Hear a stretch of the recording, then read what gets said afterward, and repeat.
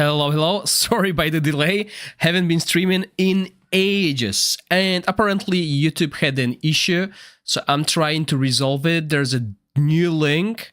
So yeah, once I get that sorted, just should take me less than 1 minute to know why it didn't work. And I think Restream has created a new stream rather than the old one. And so that's annoying. I probably can't change things around. So let's have a look what I can do, which will mean that you will have slight delay on YouTube, sadly, because usually it works. I think I'll just need to get rid of that program that I've been using for multi-streaming and use another one, so bear with me 2 minutes, just updating thumbnails, etc. And yeah, sadly, I won't be able to change the latency, so there will be a normal latency. So yeah, that's the only downside of this stream on YouTube. So it looks like the stream on Twitch will be a little bit forward. I'm just setting up the title, etc., guys, so give me 1 second.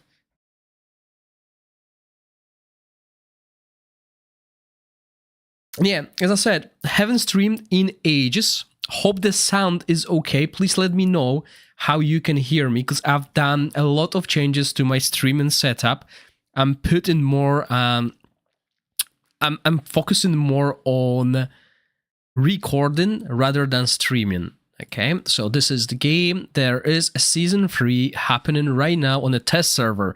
I would say it's not even happening. It's halfway through the season. So let me quickly catch up with the chat. I hear you working on YouTube now. Hey, Gorax. Hi, all. Hi, welcome, everyone. So you should be able to see different screen now. Still issues with YouTube's studio. So stream bitrate is lower than recommended. Okay, so I hope there is a good YouTube quality as well. Let's have a look. As I said, apologies. It's been ages since I've done it. So I'll need to set up a lot of different things before we're ready. If I can't, then, well, we'll just go without it. So at least something will happen. Okay, there we go. Few changes done. So now we can see the title of the game, which is important, obviously. Let's see if I can see the chat. Yes, I can see the chat. Okay, so we got new season happening in DRAGONHEIR Silent Gods. I can't spoil everything as the game is so much forward. Just looking at this, you can see that I can actually challenge continental bosses. But that's not what I want to show today. Because for you, this will not happen for a month at least, right? So there's no point of me showing you that now. There's no point of me trying to build up with strategies. I got 4 weeks to do so. So I will start working on it. But what I want to show is what I couldn't cover in the videos yet. So as you know, there will be lots of new heroes. Managed to convince them to give me an account that has Inspiration 5 heroes as well, because this will help me testing this for the veteran players. As we know, having an Inspiration 0 and Inspiration 5 Flora or even a Rook is huge, and especially with Rook, we will be doing different builds depending on our inspirations. So this is why I asked them to let me have access to such a thing. So this will help with the streams.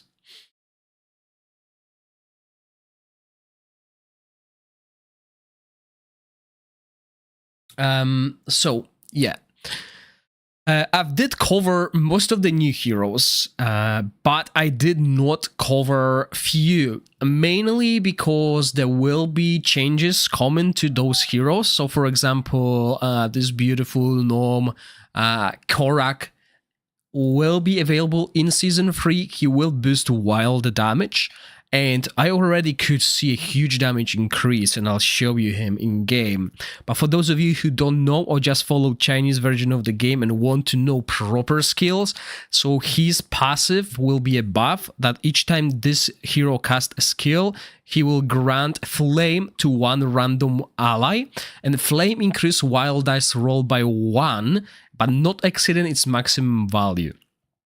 Each time inflicting Flame, the hero gains 1 stack of Flame Ablaze and it stacks to 15 times, increases damage dealt by 5% up to 15 stacks. He will unleash 2 fire rings on random enemies, dealing derivative fire damage. Yes, we can finally use someone else to wear this set rather than Flora. This is very important buff to Flora because you can bring another item. And on top of the items, guys, there are a few sets that are not available in Season 3. Right? I did not make a video about this. I don't want to force you to choose something, but there are very good mythics that do not appear in Season 3. The one that you deal extra damage based on the HP difference. I don't remember the name of it, but it's a helmet or a weapon, as well as 3 ear set that boosts your elemental damage, and the PvP set, Holy Hunter, that stuns enemies. Those sets are not available in Season 3, and while you can get Carnage Gloves, etc., think about what to bring, because I've noticed a lot of the best Chinese teams, they were using that helmet and glove, okay, which I don't have access on test server. Keep that in mind when I'll be building these teams around. So, once again, his battle skill deals derivative damage, so that can proc that mythic equipment, and when target hit by a fire ring is damaged again by a wild skill, dispels 1 fire ring and deals derivative damage again based on the next wild dice roll. The damage triggered by wild dice roll increases by 20% with each +1 roll result. Okay, so it triggers when hit by another wild effect, dealing bonus damage and consuming 1 stack. His ultimate, and there's another thing that is not on the test server. I'll talk about it once we get to the talents. So if the roll is less than 3, is that right? Less than 3, deals 200 derivative damage to the current target 2 times. I think it should be more than 3. And grants 1 stack of Flame to number of random allies. Oh, no, it is less. Okay. To the roll. If the roll is higher than 3 and lower or equal to 6, will deal 300 damage instead and deal to the current target 4 times and grant 1 stack of Flame to number of random allies equal to the roll. So as you can see, he can buff all our allies with Flame, which will increase the dice roll, which means Flora's damage is going up because the total stacks will be huge. If the roll is higher than 7, it will deal 400 damage to the current target 6 times. It doesn't say that if he gets more or equal than 7, that he will grant the Flame, which is, something worth testing. But I'm not gonna test skills during this live stream, as I only allocated like 2 hours to answer your questions during the live stream, as well as show you the new heroes. So the thing that is not on the test server yet, hopefully will be added soon, is the change to the talents to Gorax, Ozul, Rally Heroes, and few other things. So as you can see, his Flame Ablaze can stack up to 25 times with this talent. This talent is changed. You saw, if you logged into the game, that there will be talent changes, and this one is the big change. The reason why it's a big change is because this will increase the wild team's damage even more. And when I say even more, as they are doing pretty solid damage. right now, mainly because we have a buff for Wild Team in Temporal Vortex. And that brings us to the new Temporal Vortex, Doan's Realm. So I did cover a short high-level overview of this vortex. It might seem quite deep and overwhelming, but once you build your team, you will figure it out easily. So I haven't done too much testing on it yet. As I said, I'm waiting for an update on test server to get the best results. But there were a few players who were pushing Rook Inspiration 5 up to 2 billion damage, as you can see here. And yeah, Rook, again, why I want to tell you about Rook is you will be playing Rook without Mythics. So if you're thinking about bringing Mythics over just for Rook, that's not the right approach. The reason why is the true damage that we deal ignores the target's defense and is unaffected by damage boosts and penalties. Okay, so your defense penalty does nothing to Rook. So other things do not provide anything. So all you'll focus is crit rate, crit damage, in attack, and this is why people will wear these double sets. And this person on the test server has went beyond everything, as he's even tempered the equipment, which I don't really do much often. So he went all out just to show the damage Rook can do, which is good because you can see he's doing 2 billion damage, and that's without the bonus. So I'll show you what Flora can do. I didn't build Ice Blast yet, but I'll talk about Ice Blast as well. And the reason why we will build Mythics on Sacredia and Whisk is because when we apply Corrosion, we do apply 10% of our damage. So corrosion intensity is 10%, and the percentage of damage converted into corrosion against the enemy when dealing poison damage. Okay, so this is why those heroes, they do care about doing as much damage as possible, because they do not deal true damage. Look at this, they do not deal true damage. They are instead applying corrosion and the corrosion intensity, and this is based on total damage done by them, so 15% of their damage, right? And if you look at the Rook, he's the one that will deal damage based on that. As you can see, he consumes the corrosion, so that's the big difference. He consumes the corrosion while they generate the corrosion. And there will be obviously different meta, so you can see Ogok here, but I think Reta works better, but it's all finding the right approach. I wonder if there is another team. Yes, okay, so as you can see, Rook done 2 billion damage on the test server currently. Ice Blast is not that far behind. So if you have a well-developed, I would say well-developed Ice Blast team, then yeah, you can still do really well. And please guys, let me know how is the quality of the stream, as I've changed the bitrate, etc. And it is rather low across the two streams, YouTube and Twitch. So if you see a low quality or lags on the stream, please let me know, so for the next stream I can adjust it. As I said, I changed so many settings, mainly to focus on recording good quality videos, so you can see that I'm recording in 2K right now, which obviously streaming does not like support.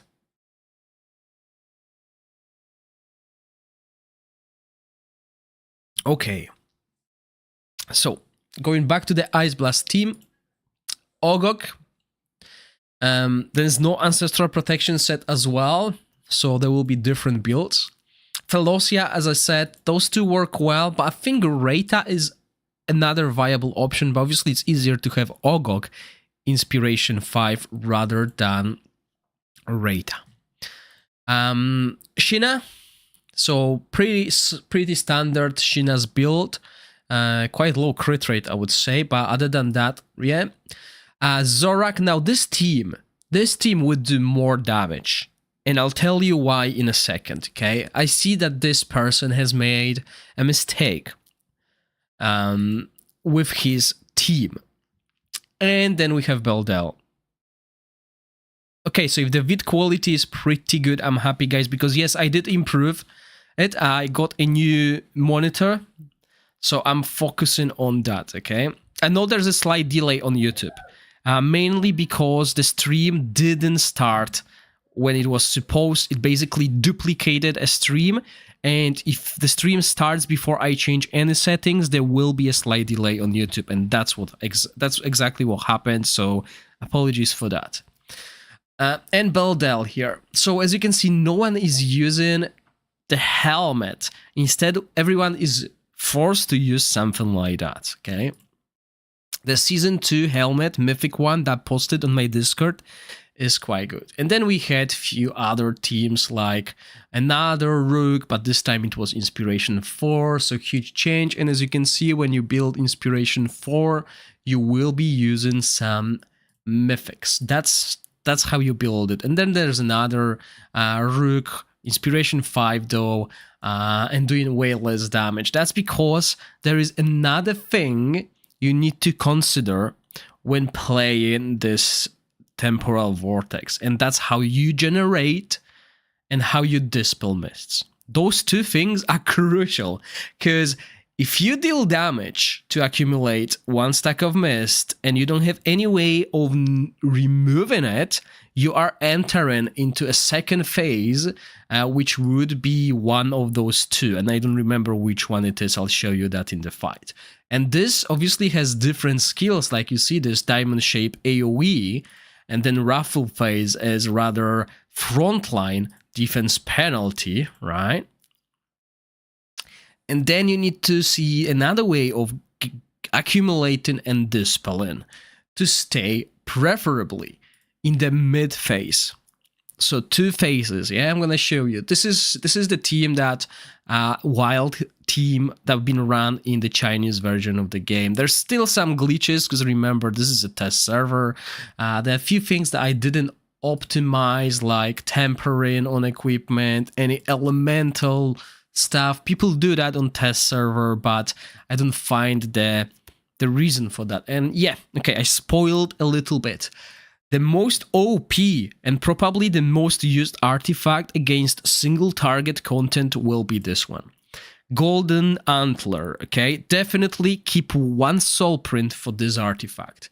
The reason for that is you have HP and accuracy stats here. Accuracy is really welcome, by the way, really good stat, and you need that in your teams. Obviously not on Caspar, but see what happens here. Every 20 seconds after the battle starts, randomly marks 1 enemy and 1 ally.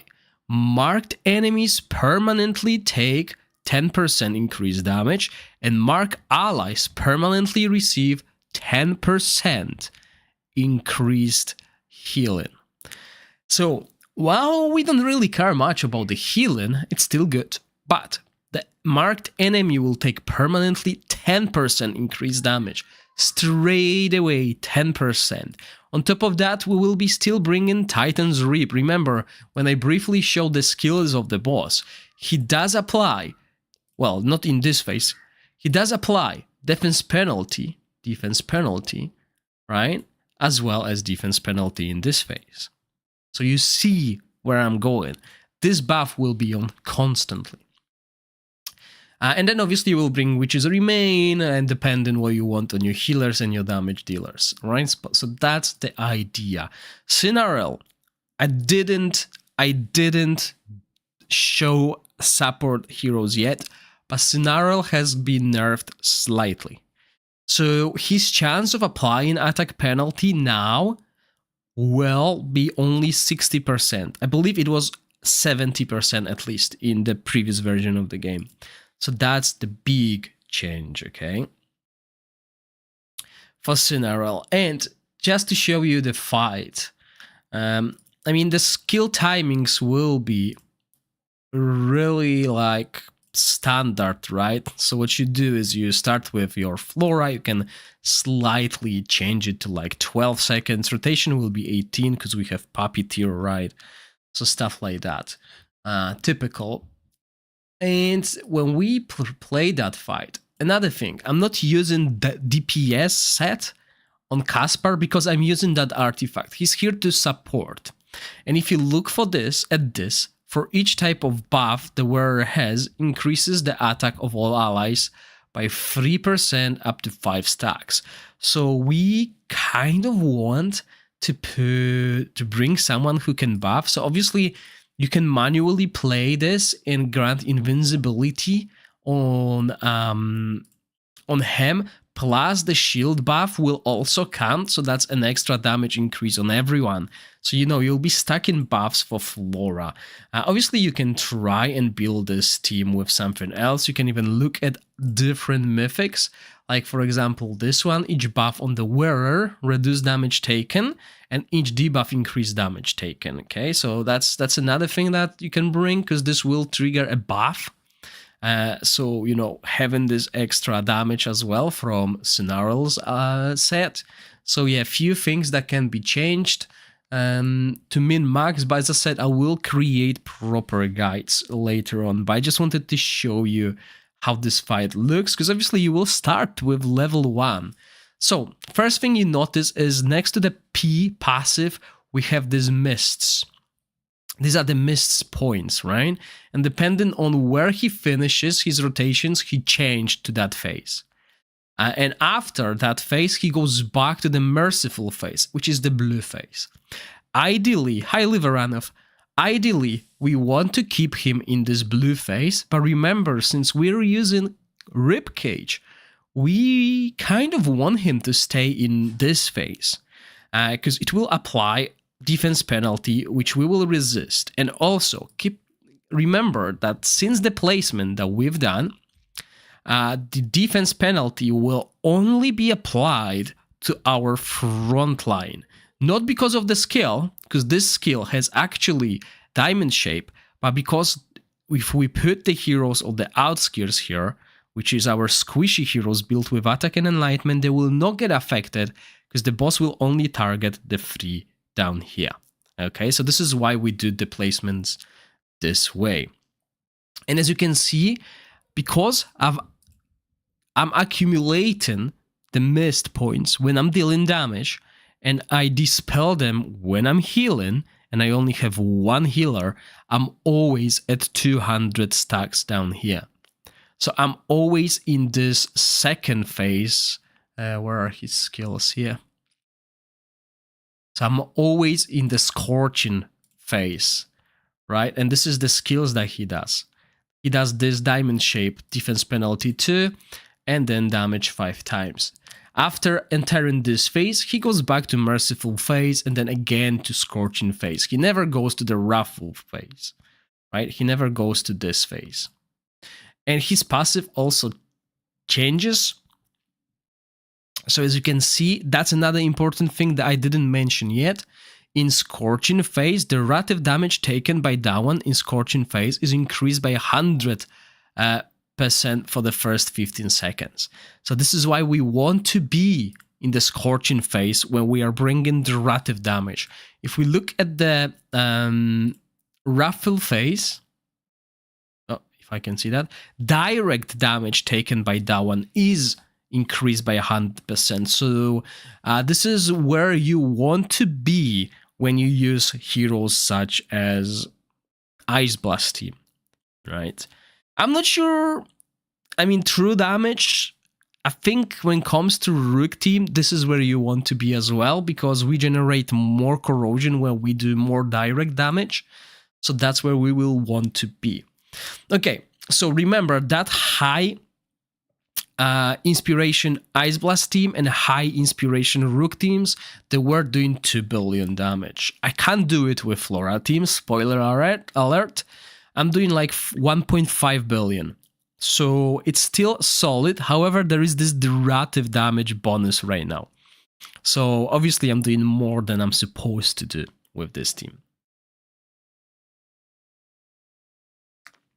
But the thing is, what this team is missing is the change to that goblin, the new hero, okay? The talent that will get improved is not available on the test server yet.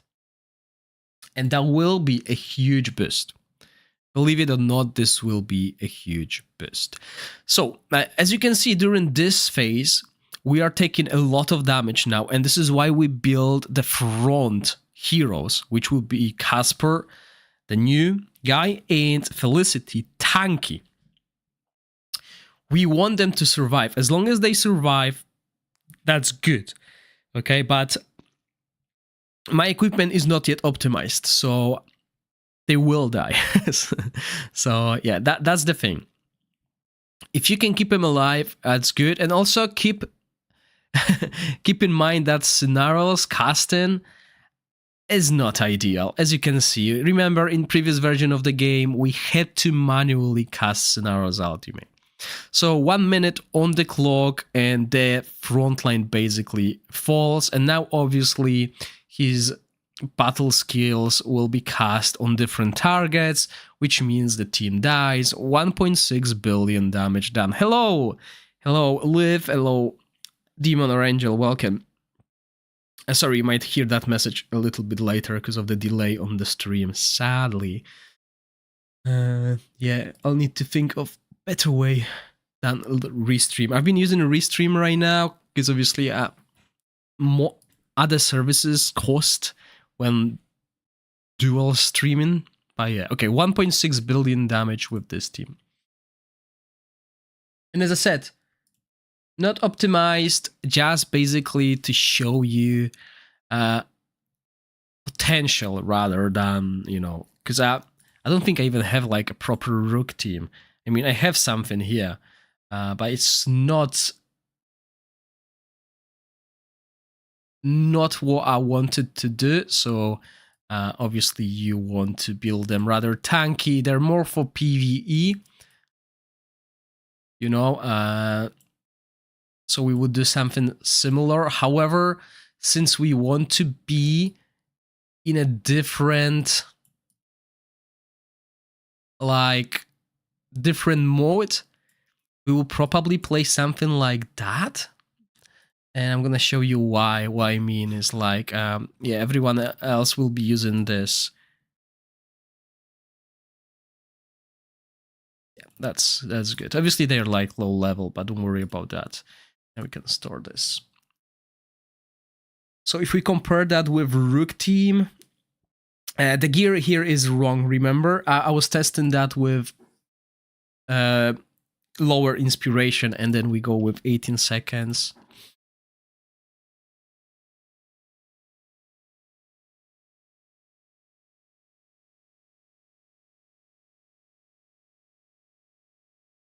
Yeah, so we definitely want him to be in the same rotation.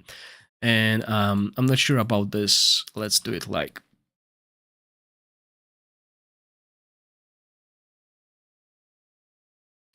this, and then we can start with 12 seconds here, 12 and a half, and let's say 13 and a half. So that guy will start at 12 as well, maybe 11.9 to give us this AoE buff for what, 8 seconds, so 19. Yeah, that should cover everyone.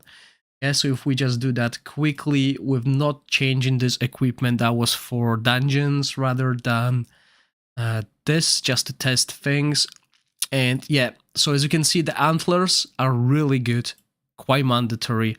And see, since I'm changing to this team, I'm just gonna show you, or maybe no, I should show you with wild, what happens with wild. Because that will be interesting. So you remember how much damage we've done with this wild team, right? That was 1.6 billion, and I'm gonna show you why it's important to find the right buffs, because if I just switch this, now I will not be in that derivative damage phase, I will be in the direct damage phase, and the damage will slow down significantly.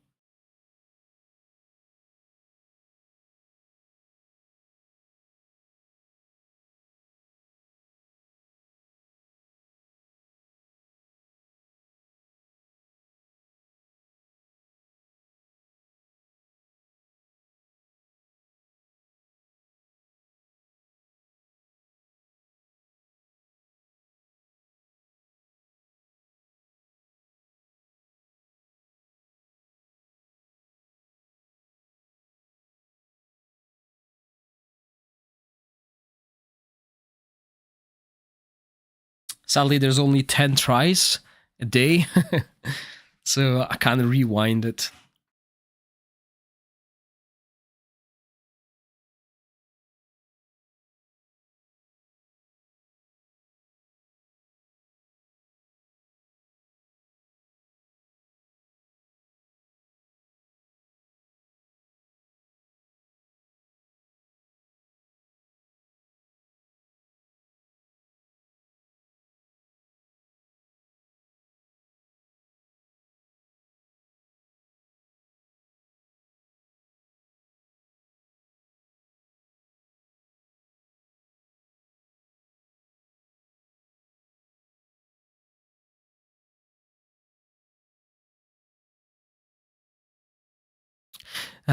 Oh crap, I still need to pull Velocia and Raita. Yes, if you plan to play a Rook in Season 3, you'll need them. So, Demon or Angel, the switching buff thing is the Mists. The Mists bar is here below the P, below the boss's ultimate energy, whatever you call that. And depending on where you are, the boss has different skills, which you will be able to see here. And if you want more information about the skills, you can find that in my video that I released, so you can go over them in your time.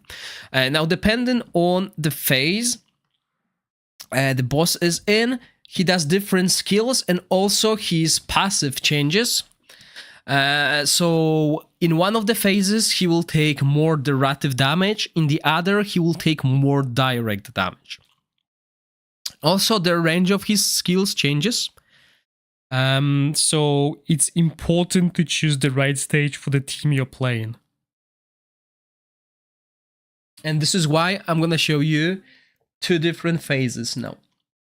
So the previous phase, we were hitting the green bar.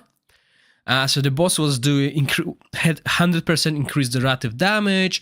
He was also hitting our heroes with diamond shape rather than with always hitting the front line now, right? Which in theory we should be able to survive, but as you can see, we're not even close to surviving because that does more damage.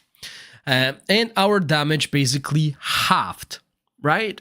We couldn't survive, our damage halved. So this is showing you how important picking the right phase is for your team. So if we change this to corrosion team now, and obviously I'm not 100% sure about the placement. I know Whisk needs to go in the front line because he's melee. So let's see how this plays out. So we will be once again back to the...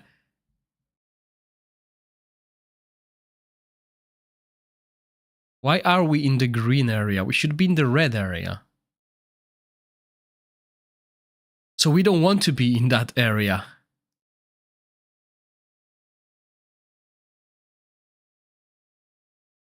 Is it because it's not content that we're doing damage? Yeah, we should be here. If we were here with the wild team, we should be here with this team as well. That's why we have guessed.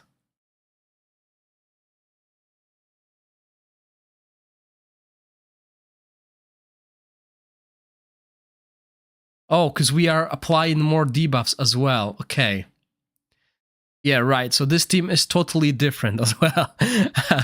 So let's go with this phase and I'll show you the next phase. Right, because remember, there's also another thing that we do. So when we apply shields, heal, okay, stuff like that. Keep that in mind. And so another thing that is new is the corrosion counter. See this thing? We can finally see how much corrosion we applied. And that's up here. So that's important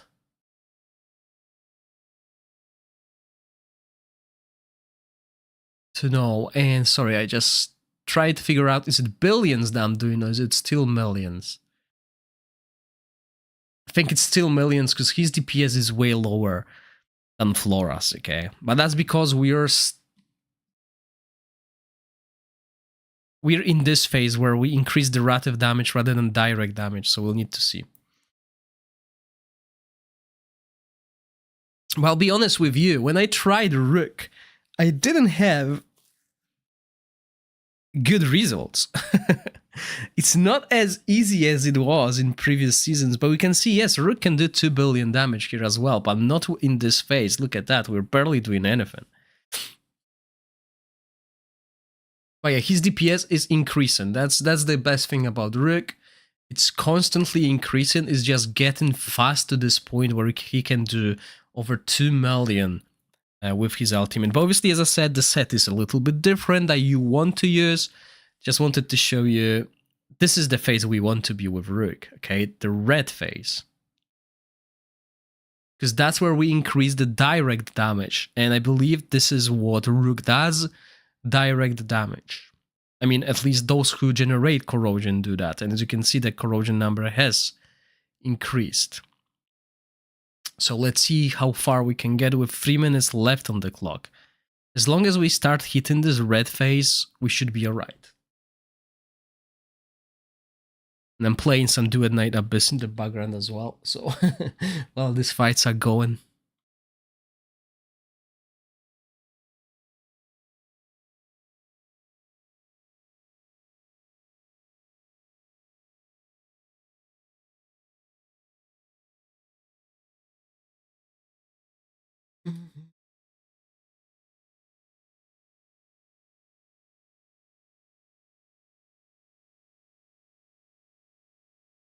Alright, so only 600 million. That's low. But as I said, that's the wrong phase we were in. I would want to be in different ones, so let's see what we can change again. Because there's more than one buff that we can change, and I wish we could change it in here. Not going back down here and changing that. Gaining a buff accumulates stacks. Dealing damage removes stacks. Okay, so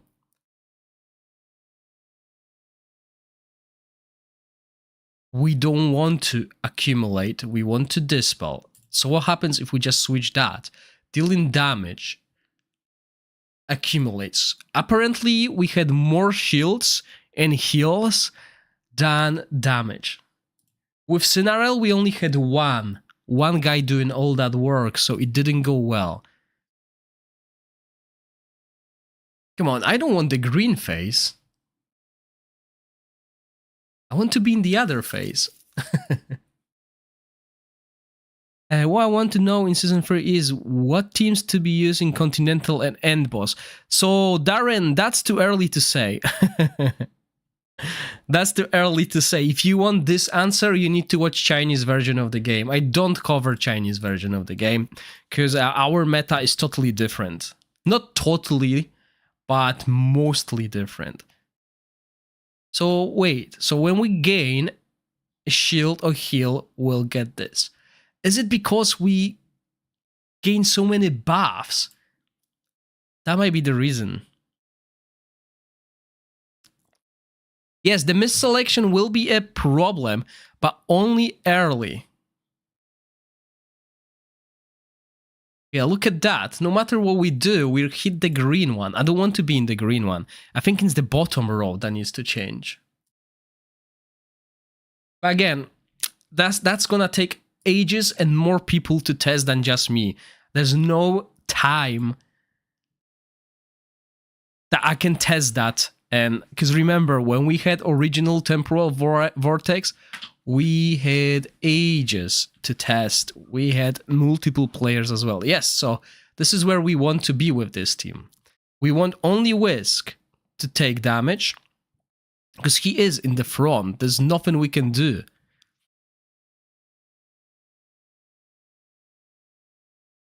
And we do more direct damage as well. So you can see already Whisk's DPS, Sacridia's DPS has increased.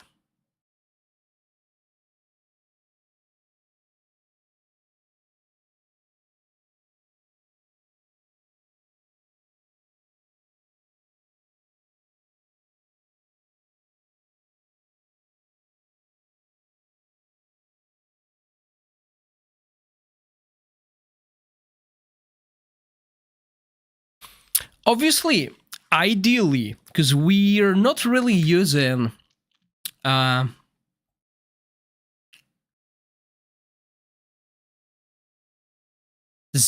rib cage.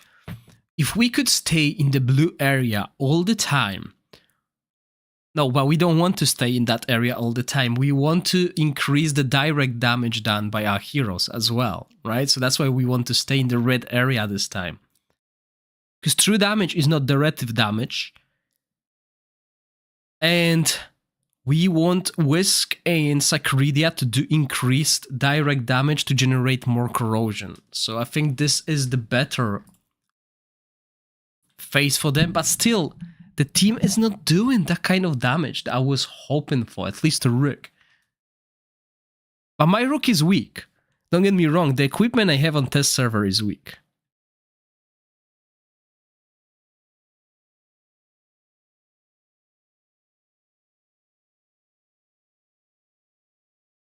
Yeah, obviously, Darren, that's the thing. Excuse me. Yeah, unless you watch the Chinese version of the game, you won't know what to use, but the heroes like Rook, they will be used. That's all I can tell you. Rook will be used everywhere. It's Inspiration 5. I just need to change the equipment, but I don't want to show you the meta teams in this live stream. This live stream is basically to show you what Season 3 is about and other things. I can do another stream maybe tonight where I will focus it only on Temporal Vortex, because that's what you guys will play. You'll play Temporal Vortex early on. But yeah, look at this. So Rook is starting finally to do more DPS, 2 million, but it's quite late. We want to be in this stage earlier, right? We want to be this stage as soon as. So corrosion generation is not working too well. But again, I had terrible equipment because I've done that set, I've done this team to farm equipment, etc. So we can definitely improve it, but you can see how rather quickly, once we get to this, is it 42 million corrosion? Rook is doing a lot of damage. So if we can survive now, this will be good. But I'm just afraid that Whisk will die. I don't... Like, do we build Whisk tanky? We can't really, because Whisk needs to do damage to, you know, put that corrosion in. Maybe we should rotate our supports to keep him alive. I mean, he's still alive with few minutes in. We're in the red phase. 1.2 billion with 1 minute left. Rook is at 3 billion now, so, you know, the potential is there. It's just not gonna happen as quick as it did in previous version of the game, where Rook, once hitting level 100, having right equipment was just demolition. But yes, his DPS is increasing a lot. He is able to out-damage Flora, as you can see now. Finally, this team will out-DPS Flora.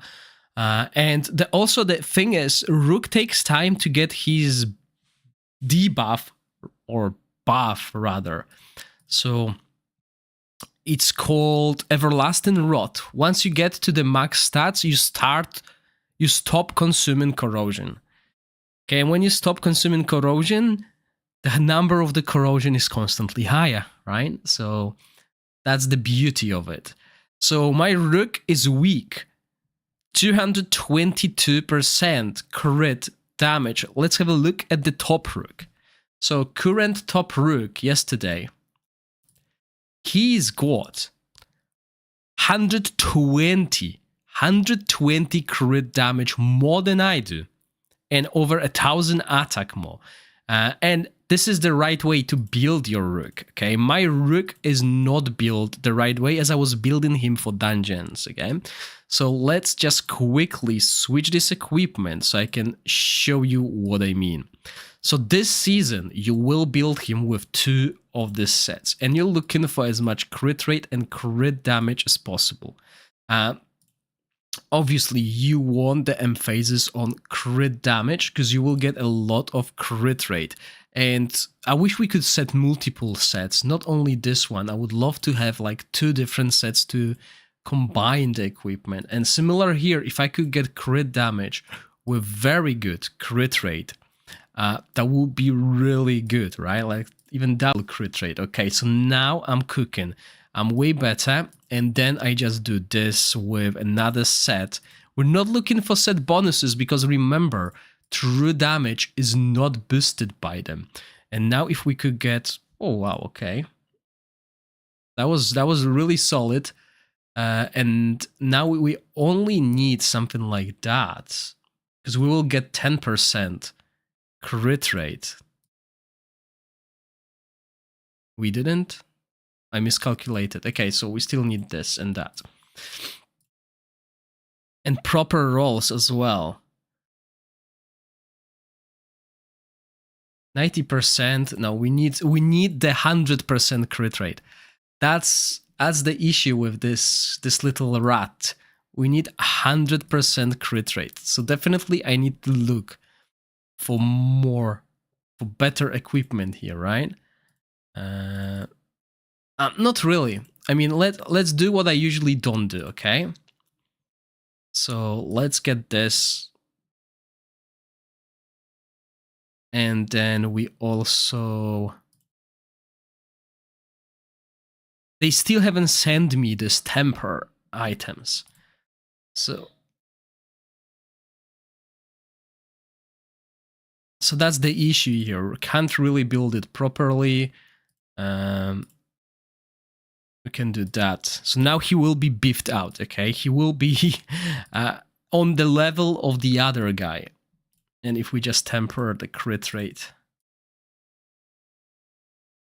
96%, I would prefer to get it to 100 because that's important for Rook. So there's no RNG involved. Come on, 2. Ugh.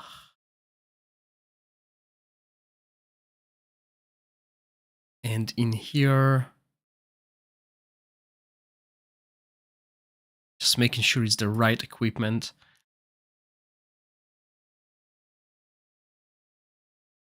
There we go. Okay, 100%. Now that is actually solid. Now, obviously, those guys will need a huge buff as well. Look at this. Quite low on the crit damage, but now we should be able to see a totally different outcome.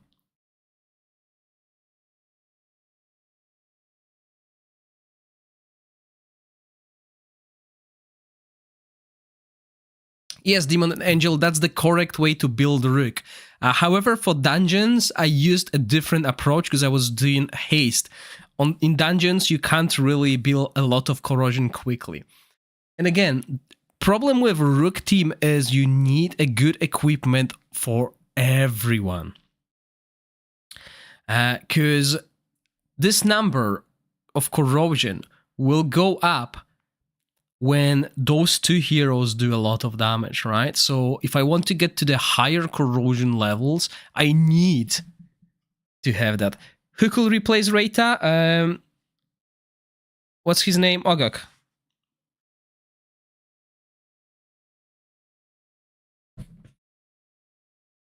Always Ogok. No Reita, Ogok. No Ogok, Reita. That's how you play Poison.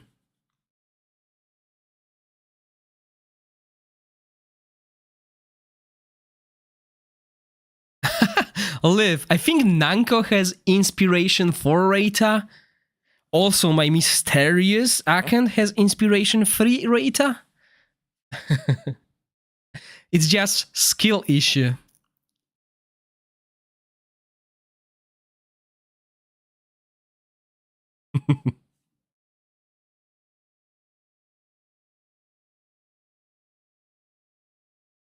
But yeah, the thing with Rook is it's slow.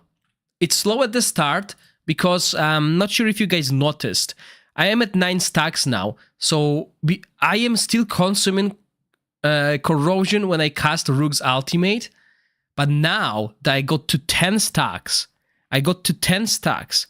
I am not consuming any more corrosion. So this number will only go up, okay? This is why it's so important to get Rook to 10 stacks as soon as.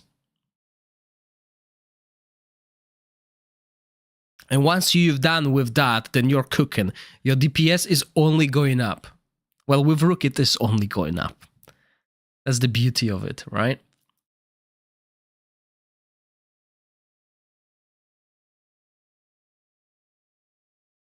Yes, Felocia is mandatory, guys. You need Felocia. For Season 3. In Season 4, you will need Crisis. So, that's the beauty of it. For Season 3, Felocia. Season 4, you want Crisis.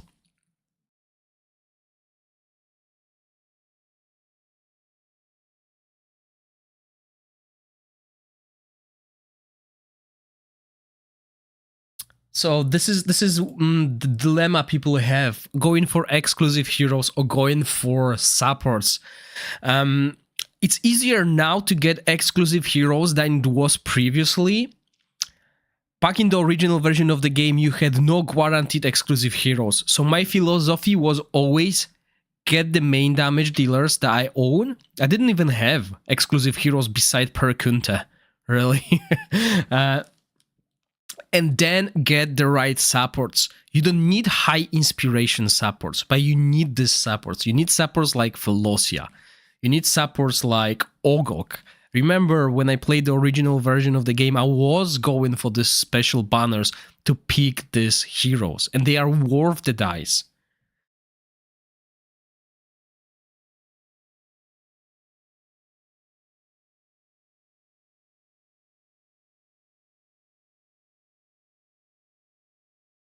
Okay, 1 minute on the clock. If Whisk can survive this... no, he can't. But he's got eaten. So maybe this is why bringing in Ogok would work well. Just to make sure he survives. Because now, I wonder... if we get to this phase, we don't have anyone in the front in theory, right? So his battle skill should not be hitting anyone. And I think that's correct, because that's the phase. So it's only Whisk that is really... that has to survive. Just look at that. And there we go. We just built, ladies and gentlemen, the strongest team by switching equipment on Rook. That's how it is in Season 3. Because now I did out DPS the previous rank 1. So yesterday, that was the highest damage. Obviously lower inspiration on supports, because as you see, the inspiration on supports is not mandatory because we have enough shields. It's only Whisk that ends up dying because he is the only one at the front row because he's melee. So that's the issue with Whisk. He's just vulnerable, in vulnerable position. And it also gets me worrying for other teams, like how do we deal, like Ice Blast team? We got Ice Blast team here, right? So they got Beldel in the front row, and we want her to be in the direct phase damage increase. So she is the vulnerable. So we need to keep her alive. And obviously Ogok's immortality works up until some point, I believe. So that's why they are playing with Ogok, with Beldel, because keeping her alive is more important than bringing Reita to reduce the total damage done. And I mean, maybe this is why maybe Reita will not be needed here. And Ogok, as you can see, plays exactly the same role. You use exactly the same equipment, the same idea with resistance. And I'm just thinking, did I just reduce my damage quite a lot? Oh no, right, yeah. He doesn't use that with Reita. So they're not using that. they're using cage because they move the heroes here to utilize the rib cage. I'm not using rib cage, so I don't need to move Ogok or Reita down there, right? With cage, you want to resist, and I don't want to resist. He's the only one that is in a vulnerable position right now. So yeah, that covers, what is it called? Temporal Vortex. I think the Unkillable team is still usable. I don't think they changed the dungeons in any way. Like, where are the dungeons?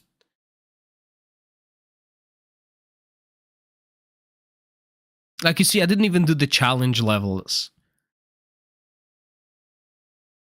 But they didn't change those in any way.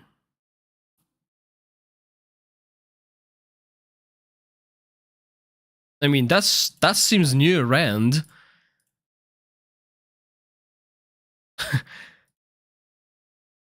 So yeah, the Rand is new. I just didn't feel it. Like, I've built this...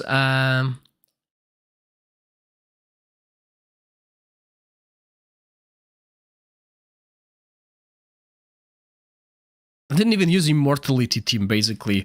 To speed run the dungeons, this is what I used. With lower inspirations. So the heroes were like inspiration 0 when I was dealing with that, and I mean, yeah, the Harpy applies Rend now.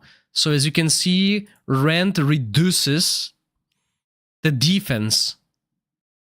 I didn't see anything about the Immortality though, so as long as you bring, what's his name, Zephy, you'll do fine, but you'll just gonna smash them anyway. Right, Bryce Mim. So I'm not gonna give you a yes or no answer on sets. I will give you an idea and something to consider. This is why I don't want to do that. I don't want to tell you the answer because then you'll blame me if this doesn't pay off, okay? So Brotherhood set is the set that grants you elemental damage increase. I'll check the curse in second damage. So we don't have that set. It's gone. The problem with the new sets is we have Puppeteer, that's good set. We have Emissary, very good set. So we have two sets, two support sets. Then there's this new set as well. For each tap of buff the wearer has, increases the attack of all allies. It's interesting set. However, I think Brotherhood set would be better. But now, if you play in PvP, there's another set that is missing. Holy Hunter. So this is the stun set. It's missing. So maybe if your priority is PvP, you should focus on that. Now remember, you will have probably perfect stat Carnage gloves or whatever you brought from season 1 to season 2. You might want to keep it as well, and that's the right choice. But this set is available in season 3. With enough luck, you will get some kind of decent glove or some kind of decent chest, right? Depending what you brought. However, there is one mythic set that is missing, and we've been using that against bosses in Continental Challenge because this set grants you extra damage where enemy has more HP than you. I don't remember the name of that set on top of my head, but my guess would be taking this set is good idea. Okay, it's one mythic and it's helmet or weapon. I don't remember, someone can put the name of that on the chat, but it is a very good set, very good mythic item. And if you look at the Chinese version of the game, people have been using it. People moved that because they realize that this is where the damage is coming from when it comes to Continental Challenge, etc. All your heroes were using that set in previous season. In season 1 as well. This is where the damage was coming. Is it finality? I'm not 100% sure. I posted that on my Discord, so let me have a look if the name of this item is spoiled there. I posted it with a really low quality as well. No, it doesn't say. It's the heart one. It's the set that has a heart icon. Snow Mountain should give at least 9% buff on most team is attack and not damage buff, so Brotherhood gives 15 damage. You won't be missing much from not taking Brotherhood. Yeah. So the Snow Peak, that's why I said this is a solid set to consider. Like you see, I use it on Velocia because she grants a lot of buffs herself. Well, that's actually not Velocia that I'm showing, but yeah, you know. No, it's not that one, Bryn's mom. It's not that one. It's the other one. It's the one with the heart icon. Because you will have a similar mythic here. Each allied unit on the field grants the wearer 3% attack up to 8 stacks. Now keep in mind with familiar, we are now using 6 instead of 5, right? Familiar does count, so we have 6 stacks. All right. What else can I show you? Because as I said, I only allocated 2 hours for the stream, but I will probably be back in the evening so we can focus. How did I miss? Oh, okay. No, I didn't. We need selectable support tier list. For what, Midnight Season 3?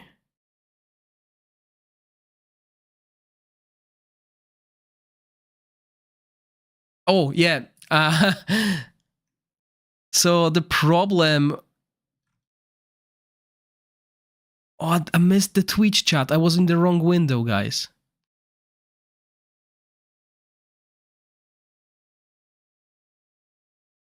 Yeah, so Midnight has said that bringing Brotherhood set forward would actually give you an extra buff to work with, the replacement for Brotherhood set. That's true, but also keep in mind that it all depends on the teams you plan to play. In the Rook team, right? This is the Rook team. There's no place for it. Bringing that set and putting it on Sacredia would actually not work because he doesn't gain benefits from any buffs, damage boosts. It does not help Rook. Just any of the supports that you can pick from banners, which are the best or most important to commonly used teams. Yeah, that's a good idea, actually. Depending on my time,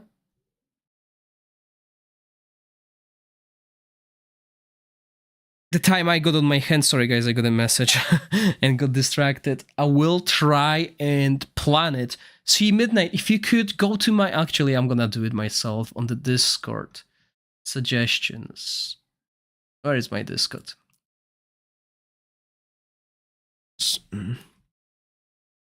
Create a tier list for supports. That should tell me everything. Okay. Yeah. Okay, one last question before you go. Is Fenja enlightenment based? I can't remember. Right, I still have 1 hour left. Don't worry. So yeah, new heroes. Boom, boom, boom, boom, boom. I started going over them, at least those that I missed, right? So let's put them on, like, so you guys can see. So we got 3 from the place. Fire. Yeah, I already covered Scenario. There's Victor. And this one, okay.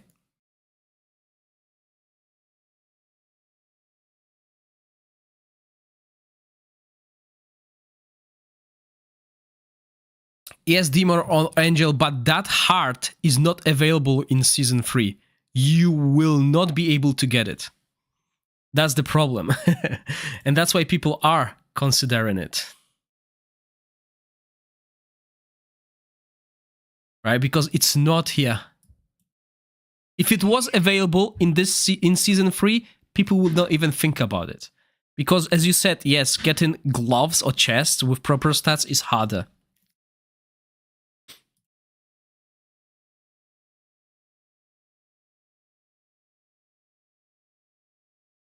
Oh, I know why I was in the wrong window. It still complains that the recommended bitrate is lower, but you guys are saying it's a good there's a good quality on YouTube. Probably the same here. It says it's unstable. It works. So I'm happy with it. It just complains on my streaming services, you know, but yeah. Okay, so let's go with the Newlyweds. Okay, so Newlyweds were my favorite duo back in original Season 3, and they were melting. They were melting PvP, especially this guy. So Theodemer. Okay, he was a tank built around defense, and with his defense, he was doing so much damage. And he also had a way to increase his energy so he could cast his ultimate quickly. So let's have a look what happened here. So he can't obtain shields.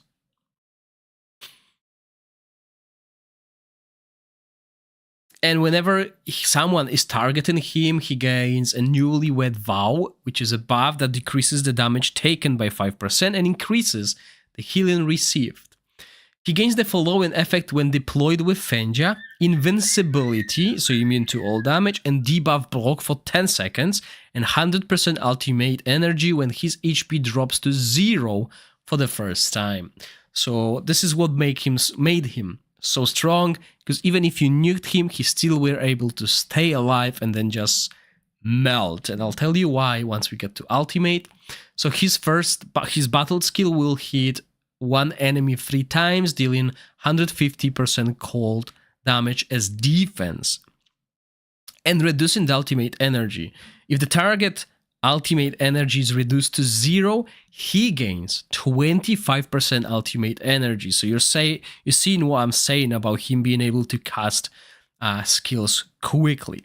Also, the first strike has attack penalty on it, so 100% chance if you level it up. But this is what basically made him so OP. So you are building him with defense, and then you increase that defense by 60% with your ultimate, and also gain 30% damage reduction. Then deal 700% of your defense. This is huge. 700 of your defense, it's a lot. To all enemies, this covers the whole battlefield. Okay, so that's so good. And then he will also taunt the enemies. When he taunts the enemies, he gains Newlywed's Vow because they are targeting him. So he will have, is it 5 stacks? Was it 5 stacks? Yeah.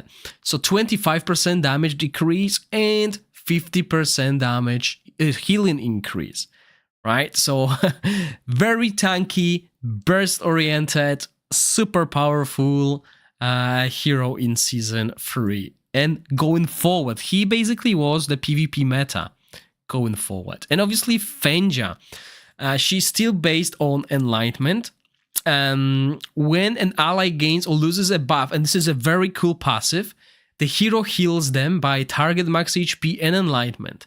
This can only be triggered 3 times, so gains or loses a buff. When Theodemer gains the buff, she heals him, and then after 10 seconds or when dispelled, she heals him again.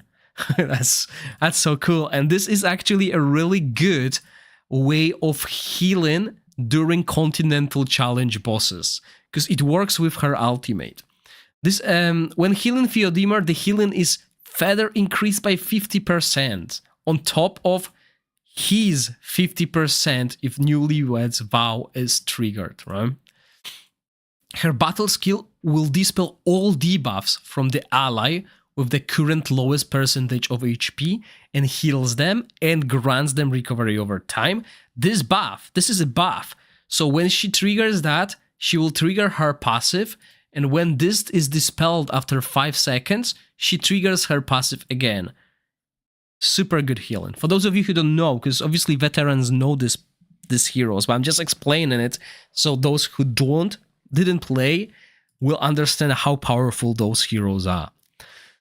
Her ultimate will heal all allies based on the target max HP plus 3000 enlightenment. 3000 enlightenment, that is huge if we compare it with other healers, and I'm just trying to look for another support that we can like compare. I mean, who's one? Like, let's have a look at the Radiance one.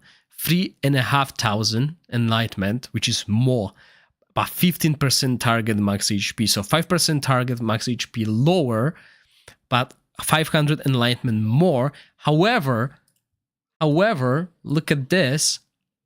She grants resistance up. So she heals with this, triggers that. Then when that's gone, triggers that again. So she heals 3 times thanks to her ultimate. And she deals, on top of that, she deals cold damage twice to enemies within range, okay? Diamond shaped, PvP, super powerful, by the way. Doesn't do much damage because, you know, it's attack, but if you build her with enlightenment and attack, then you're cooking. And also 100% chance to inflict blind, ignoring 50% of their resistance. Wow. Twice. Sorry. What do you mean twice?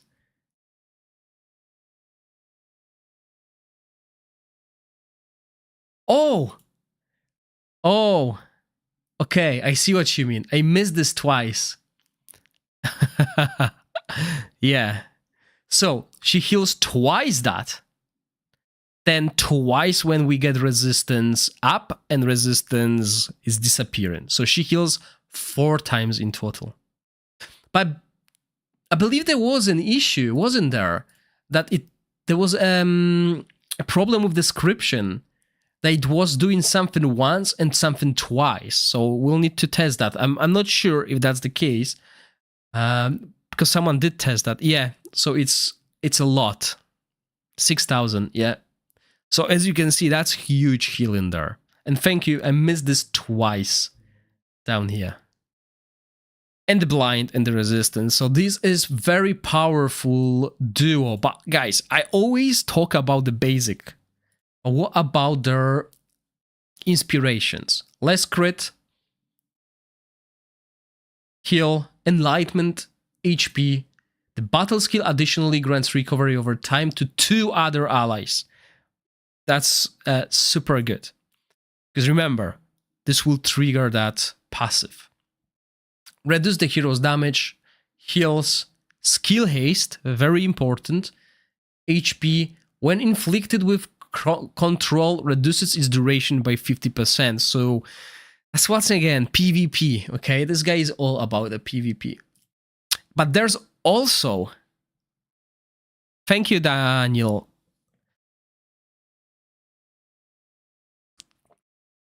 But there's also another hero that first, when we looked at him in season 3, yeah, she does have new skin.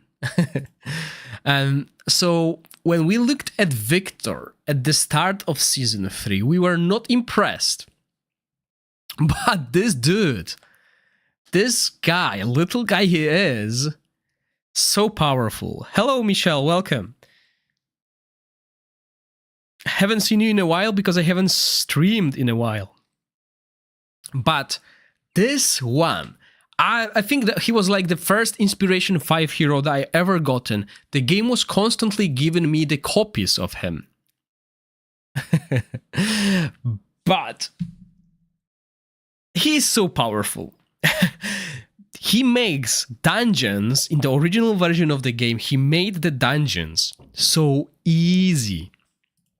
First of all, accuracy aura in all battles. Okay, so that it was pretty hard to build team with accuracy early on to challenge the highest stages. This helps a lot.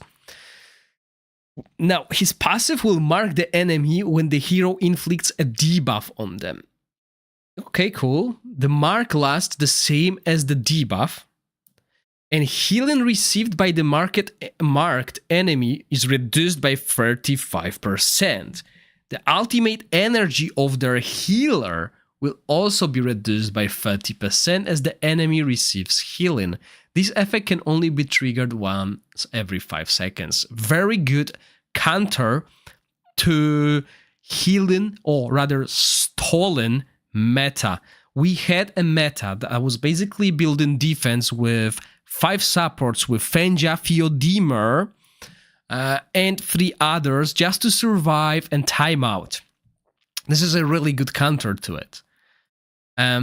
His battle skill will deal damage to enemy and dispel all of their buffs and removes all of their shields.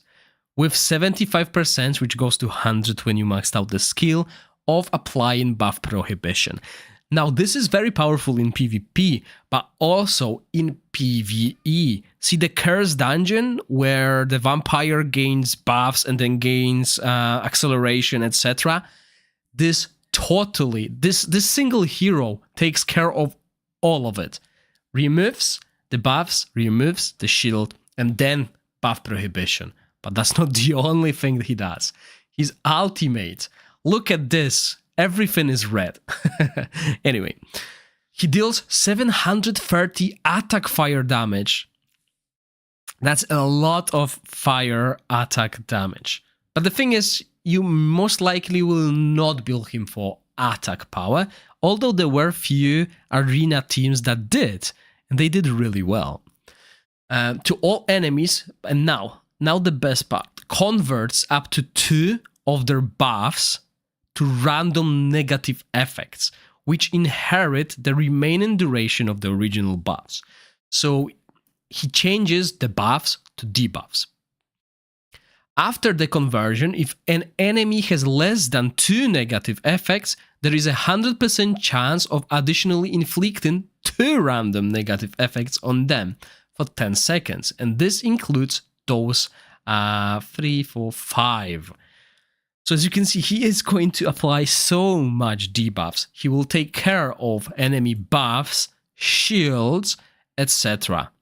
And we had multiple Continental Challenge bosses that had shields that had to be removed, buffs that had to be removed, as well as buff prohibition on them. It's just so good. Plus, you bring attack penalty, you can bring another buff prohibition through that, and recharge speed penalty as well. Hi Infernal Engine, welcome. He's the jack of all trades. And let's have a look at his inspirations, because if you're like me, you will be looking at inspiration 5 on day 1. Because that's how many victors game gave me, not because that's how many victors you want. Keep that in mind. I'm not trying to tell you to get Victor to inspiration 5. It's just how the game treats Victor. They treat him like Talver, basically. Hold on, let me just set up something in Duet Night Abyss. So I got the auto farm ready. And then we have this one. So first one, reduce the damage taken when under control, heals him slightly, skill haste, accuracy, and when inflicted with control, reduce its duration by 50%. So that's cool. So I think what we're gonna do for the rest of the stream, we got like less than an hour. I'm just gonna go over the new heroes, and hopefully I'll have some time in the evening if my kids don't wear me out, because one of them is sick. I'll try and stream again for 2 hours, and we'll focus on, for example, Temporal Vortex, because you guys will have Temporal Vortex open tomorrow. So, you know, might give you an idea how to build your teams, etc. Before I do like proper tier list, etc. Because I don't like tier lists, but for this Continental Challenge, I need to show different teams that can fight against each other, right? But sadly, with the test server, there's no change to rally talents yet, no change to Ozil talent, and no change to that wild hero. That is going to be a huge change.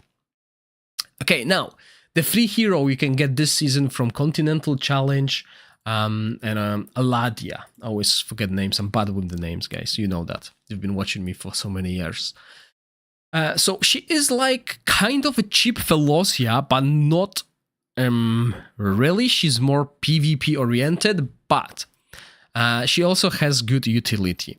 So when an ally with a shield takes damage, there is a 20% chance of inflicting attack penalty on the attacker. So 20% chance that goes to 30% with the max passive, and grants target max HP shield and enlightenment to all allies for the 10 seconds as the battle starts. So this is a really good against burst oriented teams in the arena because you get extended HP through the shield. Her battle skill is very useful in PvE because it deals damage to enemies and remove all of their shields. Okay, so that's quite good.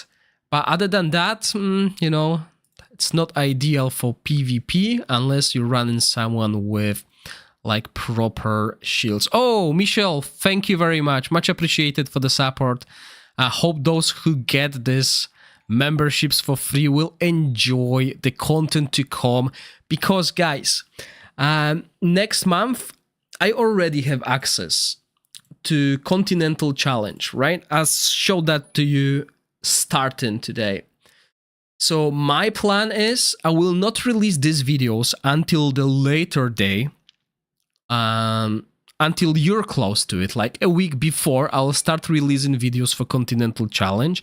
However, those videos will be available to the members of the YouTube channel way earlier. Once I get the video, I post it on YouTube, it will be under the members only section. So Michelle is giving you a favor because you will have access to it. And that's just basically as a token of appreciation to all of the supporters that have been supporting me. But everyone public will get access to those videos later on, okay? So keep that in mind. So yeah, you can thank Michelle because thanks to that, you will be in that group because that's, you know, within the next month. So where did we finish? We finished on Victor Eladia. Eladia, let's go back to her. Where is she? Here. Okay, let's put the rest of the heroes. So another new one will be that one. And then we move to the Radiance. Do we have anyone from the Radiance? Nope, can't show you that one yet. Questitia and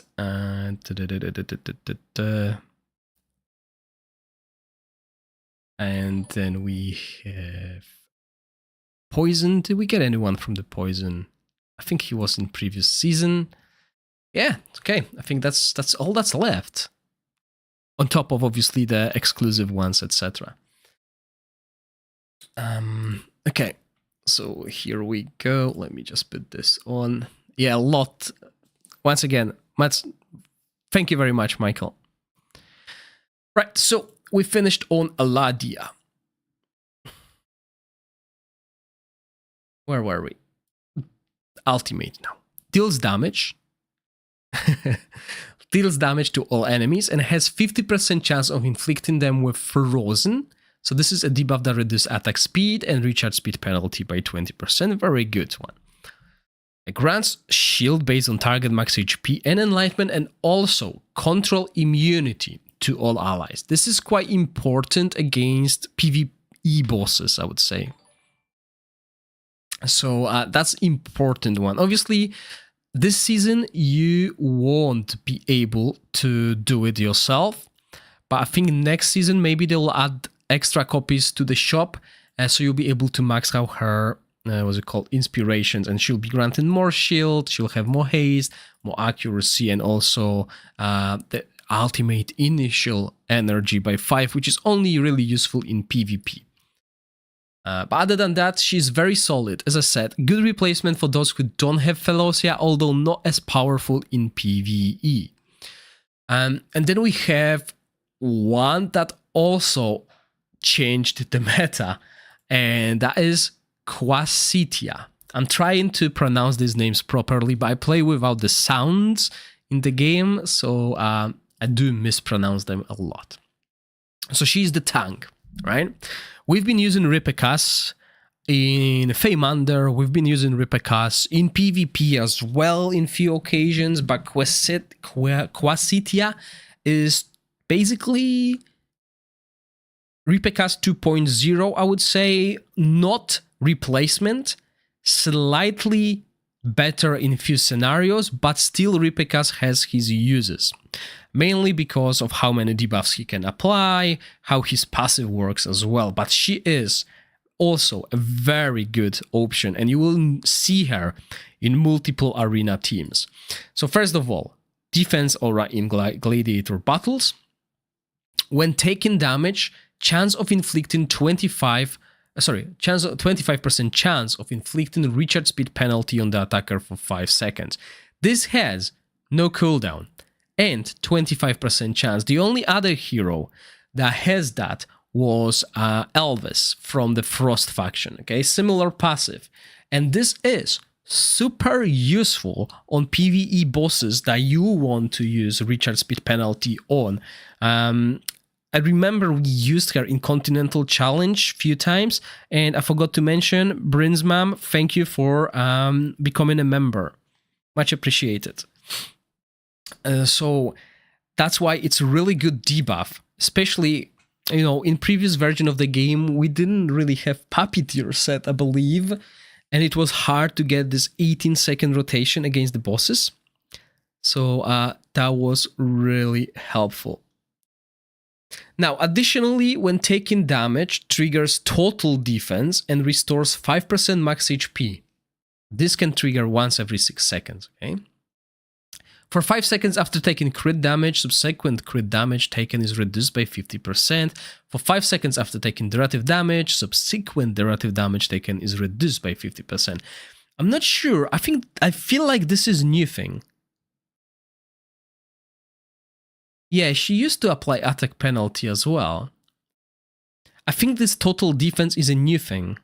I don't remember her old version. Okay, let's have a look at the battle skill. So she shoots down all incoming... Wait, how? Well, briefly shoots down all incoming ranged basic attacks towards the hero.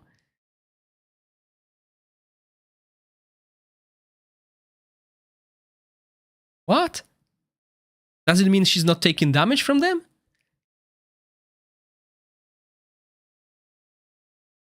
If so, it should be explained.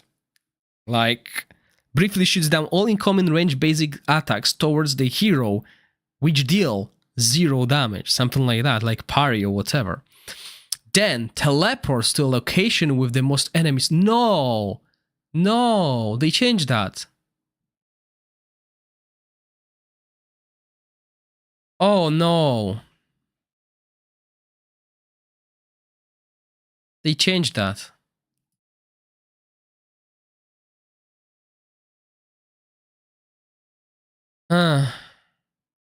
Okay. I'm a little bit disappointed because the problem with this, she's a tank. And in PvE, we don't really want her to move. Well, maybe we sometimes would want her to move. Anyway. But yeah, if she teleports to the location with the most enemies,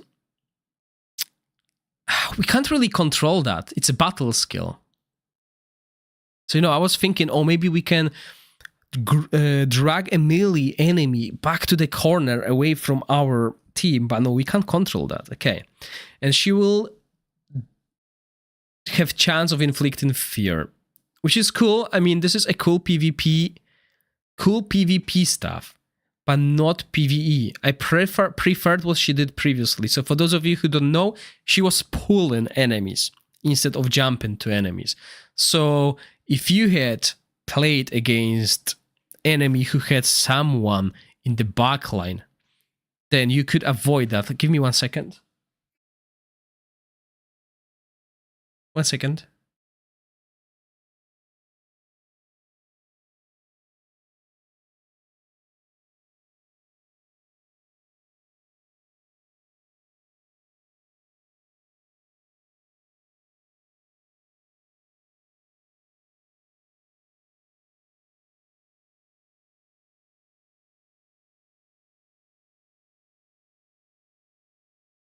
Sorry, just one of the kids walked in.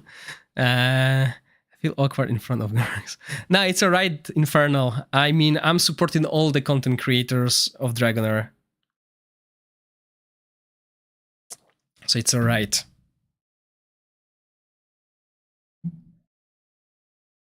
Okay, let's have a look. I'm afraid what they did to her. Ultimate, okay. Okay, she still does that. She still does that. Okay, so let's have a look.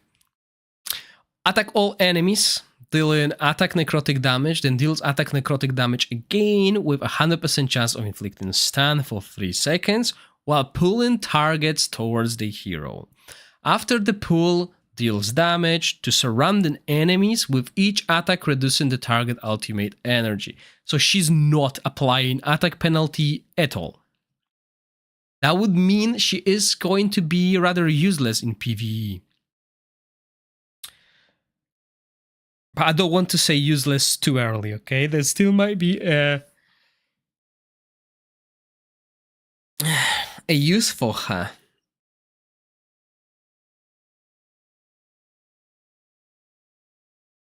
But what it means, you don't like Asphalta as a look, or you don't like Asphalta as a hero now. I don't think they changed her much, but they did change Quasitia a lot. So what this means is, right, so she will cast the battle skill, she will teleport to the location with most enemies. So if someone's running 3 tanks in the front, she will teleport to the 3 tanks.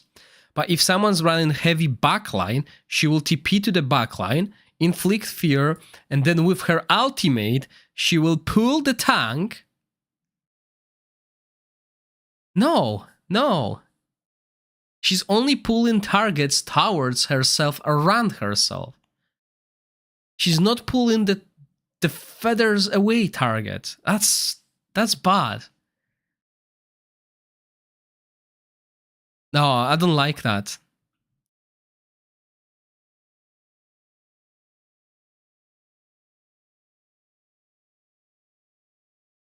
Yeah, definitely not a good change. Okay, what does Inspirations do? Heal, ultimate skill ignores 20% of resistance, haste, HP. Each time adaptive defense is triggered, HP restoration increases. No, I don't like that. Not at all. That was such a cool and unique hero.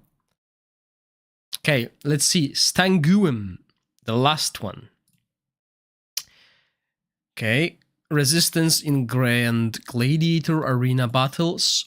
When in possession of a buff, basic attacks bounce between enemies up to 4 times, dealing lightning damage with a 15% chance of dispelling 1 buff from them. The subsequent damage will be reduced by 10%. Okay, that's quite cool passive.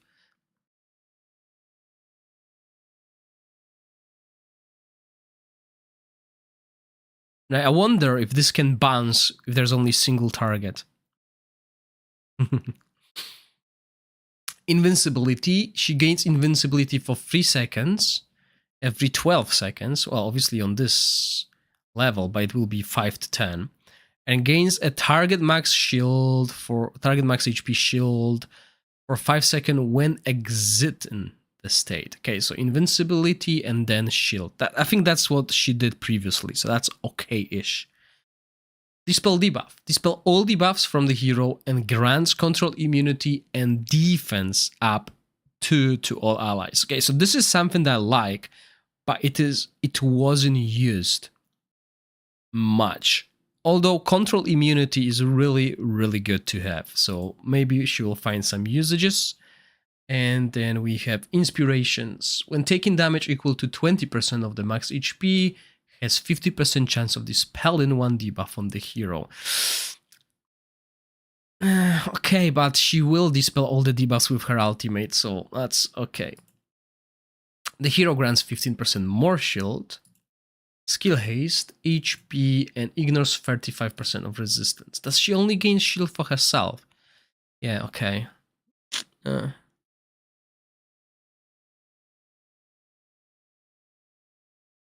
All right, yeah, I'm really gutted with Questitia.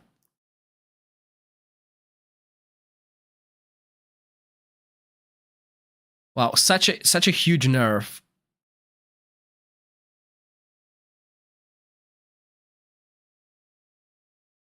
Hmm.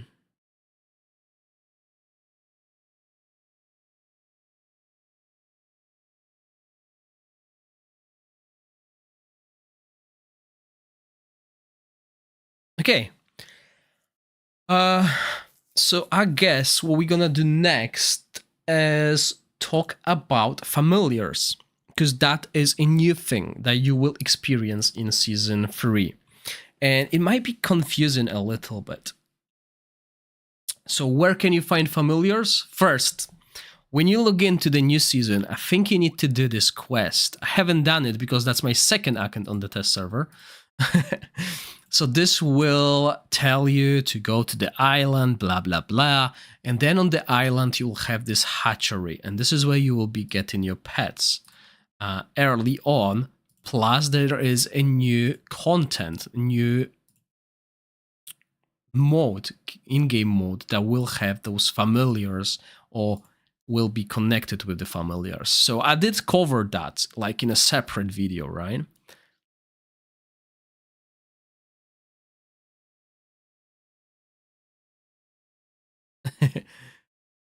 Tak in Polish means yes. In Russian, it's probably like so, yeah. So if we go here, this is where you will hatch your eggs.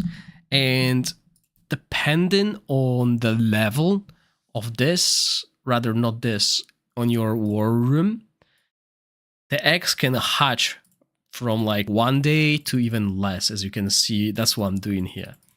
Since they gave me more resources, let's just get all of it. Okay. So you will have multiple qualities of eggs that you can hatch.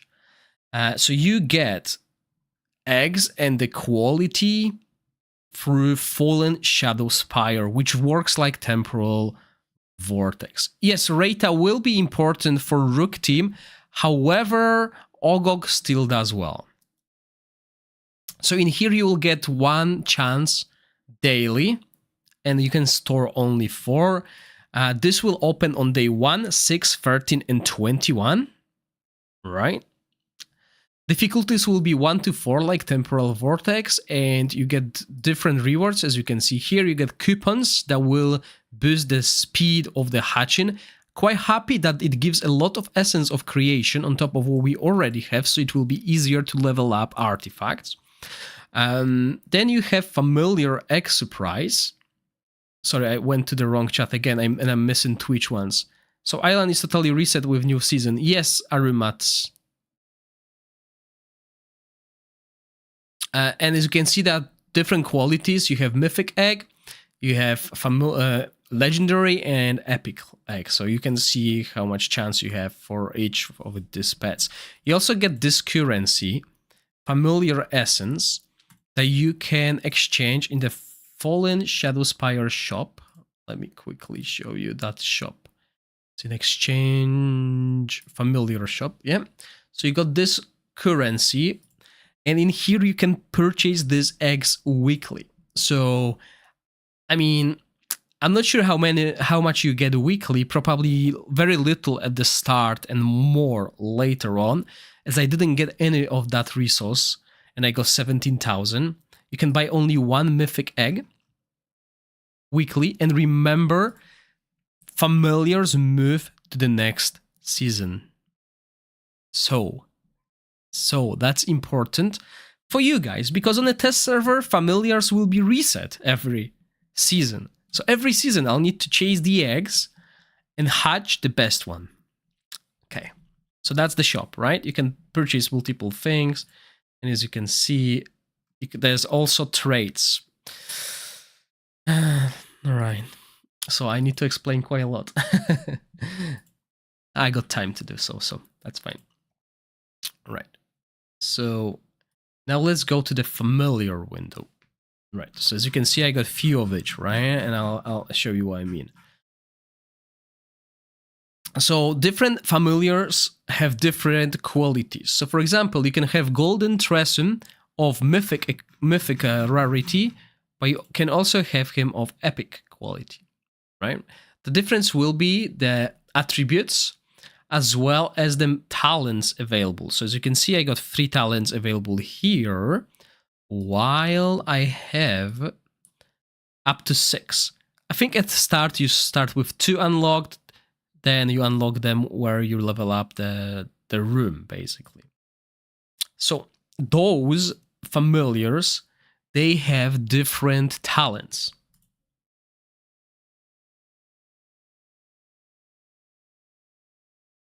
There was a way to see all the possible talents. I think it's in the gallery. So if we go to gallery now, and familial gallery, right?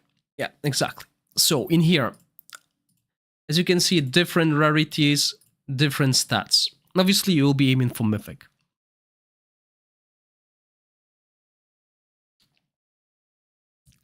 These are the different talents. So I'm not gonna go over all of them. There's a lot of them, yeah? So each pet will have different special talent. As you can see, allies ignore 5% of enemy defense. Very good one. So you definitely want that talent here. So how to get talents? When you hatch familiar, it comes with a random amount of talents. So I hatched few already, and you could see that here, that some of them have 1 talent, which is this star corresponding to, or whatever that is, 2, or even 3. I haven't seen a hatch with 4 talents yet, but they can have more talents, okay? But I haven't seen a hatch one with 4 straight away. So how can we get multiple talents? There's familiar fusion. So let's take this one for a ride. Yeah, that looks mimic. And in here you have all these rules, okay? But just quick story. Well, too long, don't read. When you merge them, there is a chance of these talents moving on to the other ones. So what we're gonna do is we're gonna use, can I use a different one? Yeah. So in here, what you will see, what is this?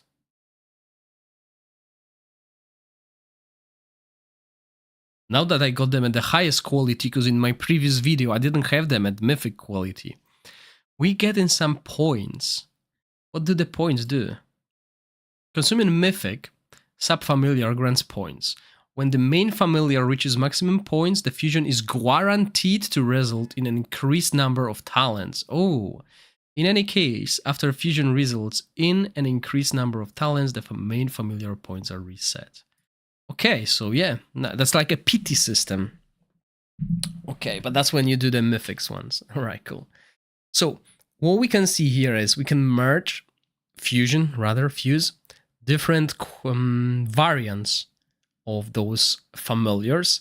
And here is our rarity chance. So I believe I have only 1 epic one. So if I do that, if I want to merge this one with the epic one, I have 90% chance of getting legendary. So once you start getting this mythics that you want, you will need to like be very wise about what you do, and depending on the amount of talents, I can see we're getting more points.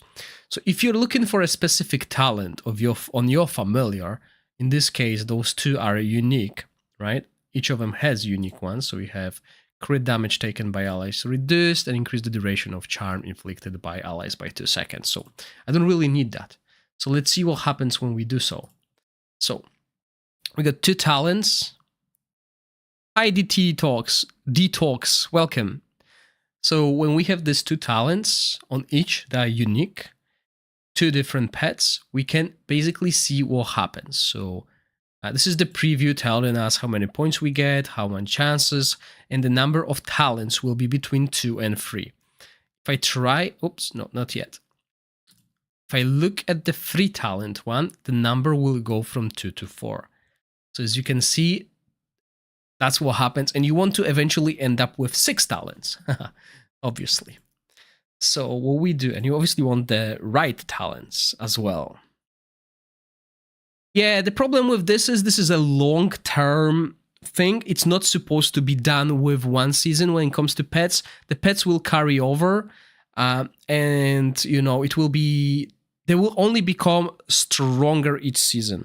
But it's a big of investment.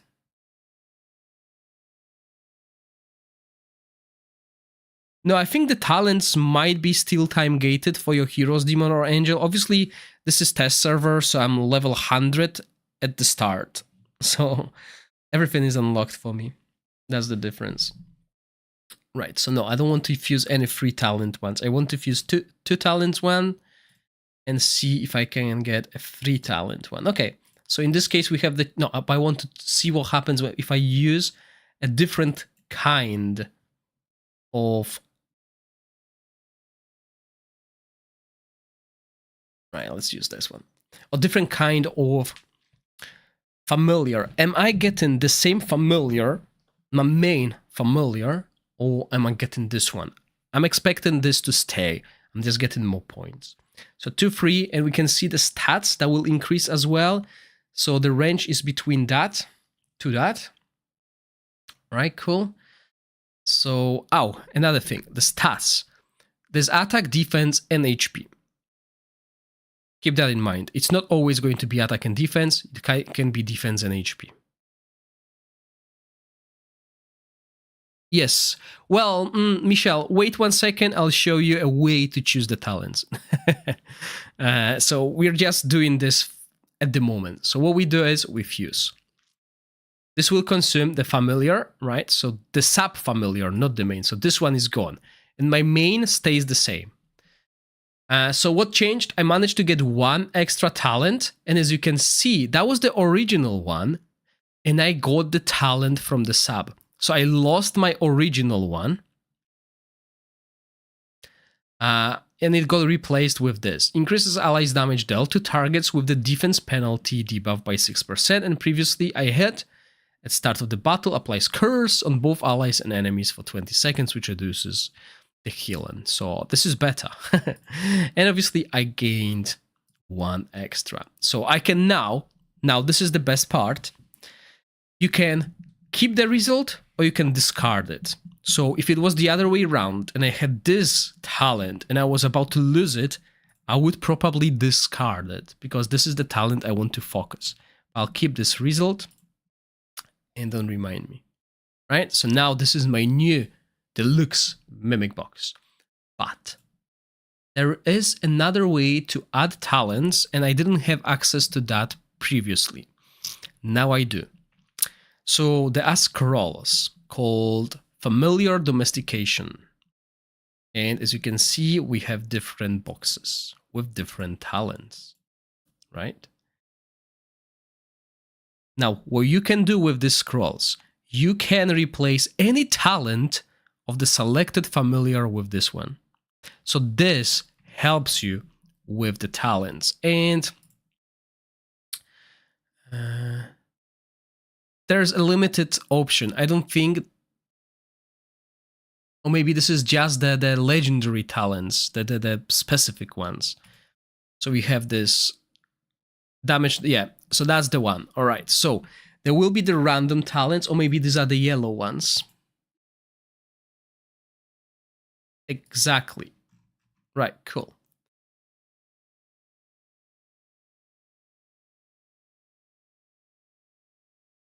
Nice. Okay, so there will be different scrolls that we can replace talents with. So let's choose few talents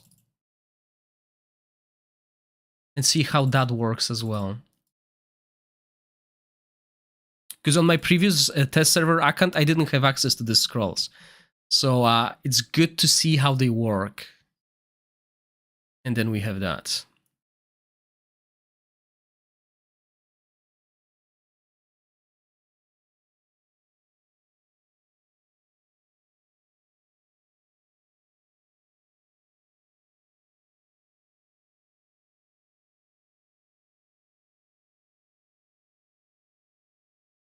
Okay, what else do we have? That's fine. So now if we go to the familiars, how do we use these scrolls? Do we need to go back here? Think so.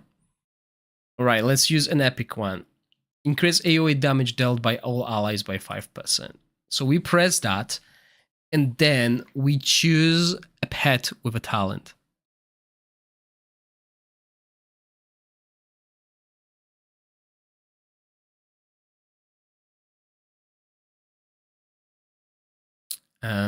So let's say, for example, we want this AoE damage.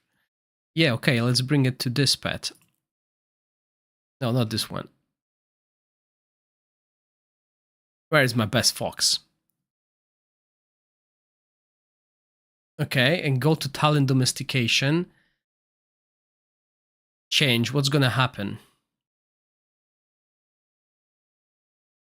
No.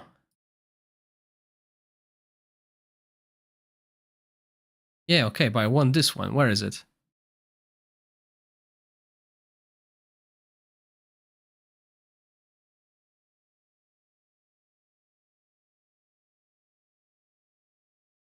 Okay, let's have a look at the others.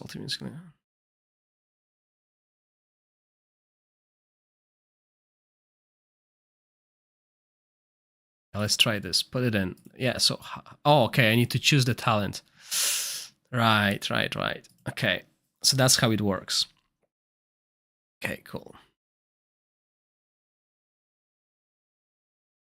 And then we change it, so I can change this scroll back to... Which one I was looking for?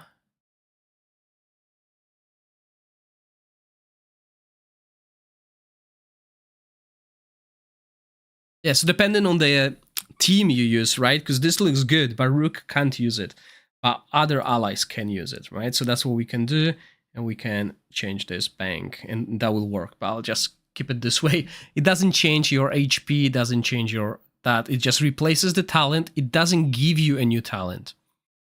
So you need to have talent you want to replace to use this scroll. So I think that's worth remembering. Sorry, I had to move my microphone. Hopefully I didn't make it too loud for you guys. What else can I show you? Still got a few minutes.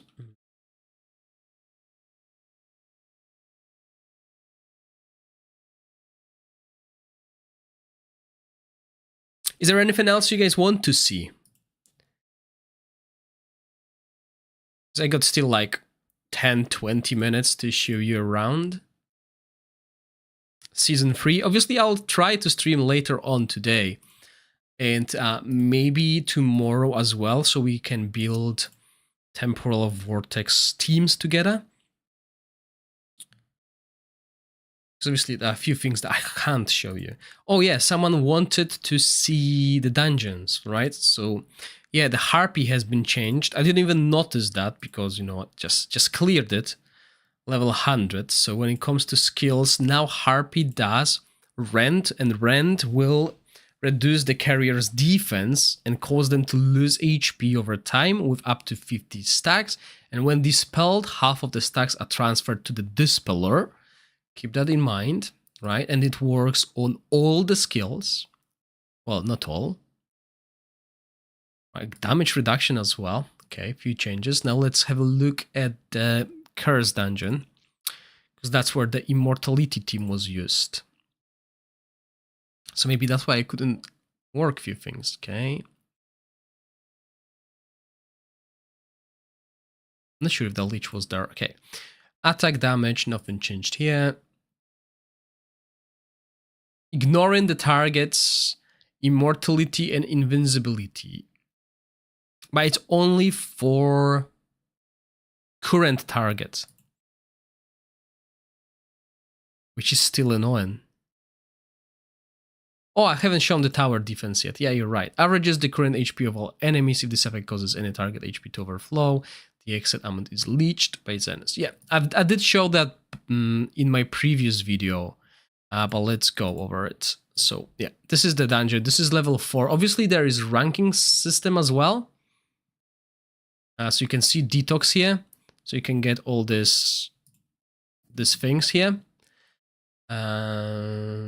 And there are rewards as well. I'm not sure how often you get this. I think it's like once, right? Like it's the time things.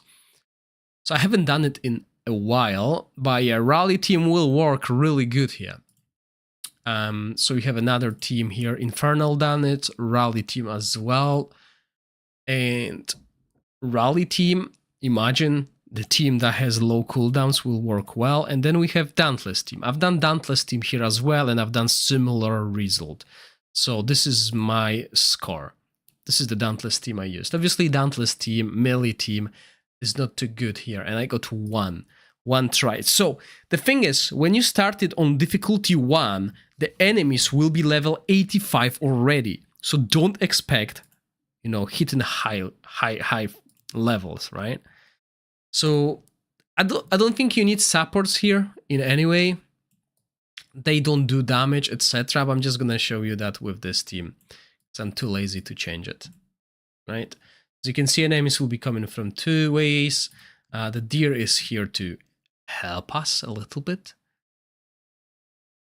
Yeah, so as you can see, you can place him anywhere. Well, you can't. Okay. So if depending who you want, right, utilize this buff because it's only for surrounding. Here also attack speed and ultimate energy. So if we want to cast multiple shields, we'll do that. Or well, we want to use a rook, we'll put him down here, right? Similar. Obviously, supports are not needed here. You can move your pets around as well. And that's how it looks. The waves are common and you just need to clear it. The enemies are at level 260. With 2 supports, the supports are doing nothing, so you don't want to bring supports, okay? There's no point. And obviously you want to bring range heroes as they have the area of the whole map, so they will be casting the skills, ultimate, etc. Basically auto attacks as well, and cover the whole range. I don't want to build a team for that mode because obviously I have access to like everything, and you can only, I think, let go of 10 monsters. I believe that's what that is.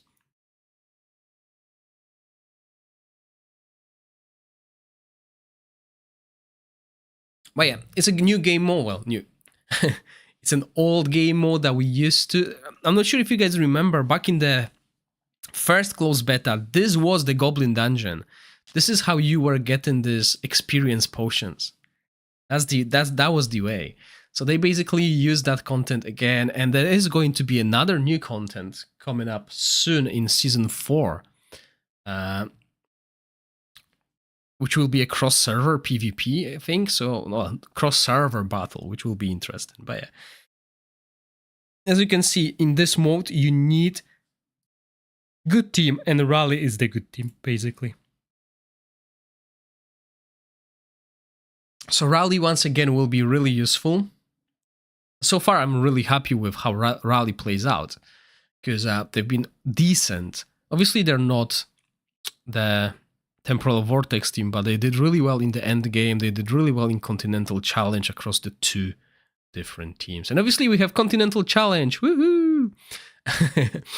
But this is not available. This is going to be a while before it's available on your server, guys. So as I said, the members on my YouTube channel, they will have access to these videos earlier. So that's where those videos will start popping. But I'm not in a rush for testing that. I got 4 weeks really to start testing. First, I need to focus on finding the right strategy for the 3, or rather 4 teams. Maybe 4 or 3? 4. 4 teams. So I want to build a Dauntless, a Wild, a Corrosion, and Ice Blast team for that. I want to find out the best Mist setup, because remember there are 4 variables depending on what you choose.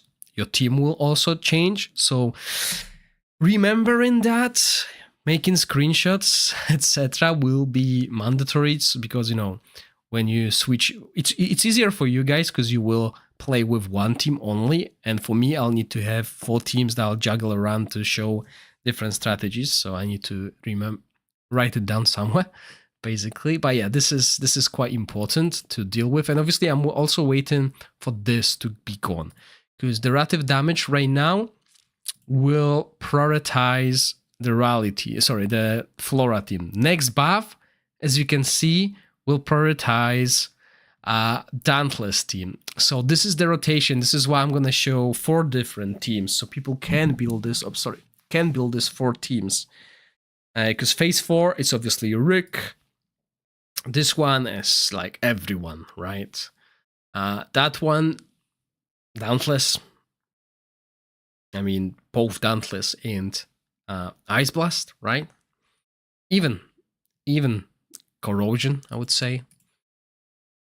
So yeah, depending on the phase, obviously there will be different benefits. So which phase we are now? This one. Then it will be phase 6, which will be Dauntless. Then it will be Corrosion.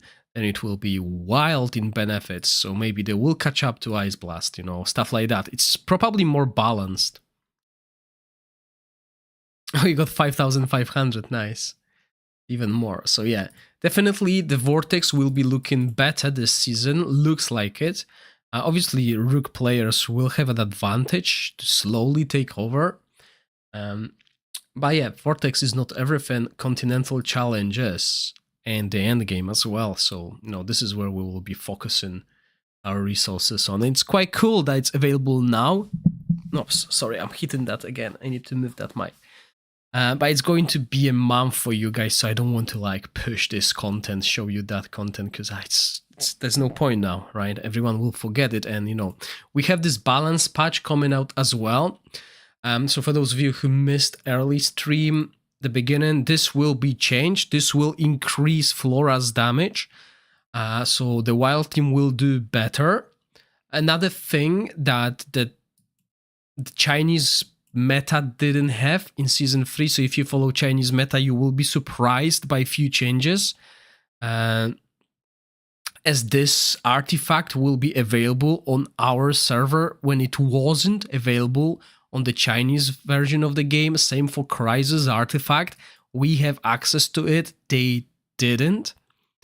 So I think to answer your question, Michelle, to the beginning, it will be either Dauntless team or the Ice Blast team until you get a Rook later on.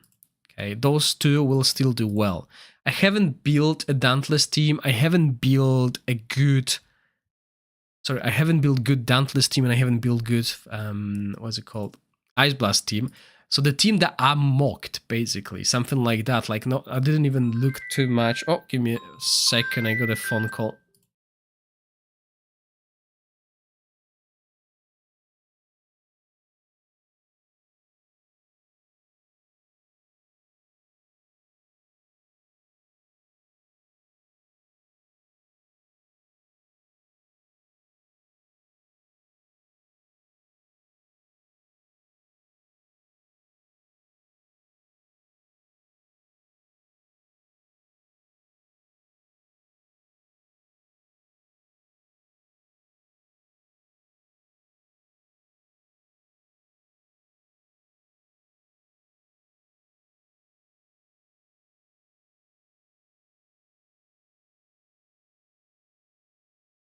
Right. Sorry, back. So yeah, this Dauntless team, obviously you probably want to run like proper support, not Berenger. But it did do well. Okay, it's not optimized yet. I need to find a way, like which phase we want to go in, because remember, there are 3 phases for those of you who join later. So you have the Merciful phase, then you have the the red and the green phase. I'll call them this way because I can't remember them exactly. So yeah, we need to find out which phase we need to be in because, for example, with this team, we are doing direct damage. So we want to hit the phase that has the direct damage, which would be the raffle phase, right? So we'll have 100% increase of damage when he enters this raffle phase. So for that, we need to have different control of the mists, right? So if you look here, if we want to be in the raffle phase, we need to have less than 60 stacks, right? So that's all dependent. So it will require more testing. But I believe the easiest one to build for veterans is the Ice Blast team and the Dauntless team. No, see, Bink, as a free-to-play player, you can't do what you want to do. You can't go for Beldel now. If you don't have Beldel, you probably will skip Beldel. Because you need Rook, and you need a Rook with exclusive artifact. So you need a lot of dice. And the best part of Rook banner is, if you save up 1,000 dice, obviously it's not easy. If you save up 1,000 dice before Rook's banner, the first Rook's banner, you will have Rook and you will have a Rook exclusive artifact straight, because the banner that Rook is in, and I think that banner is gone now. Let me quickly check something, and obviously I can't show you everything on the test server. Where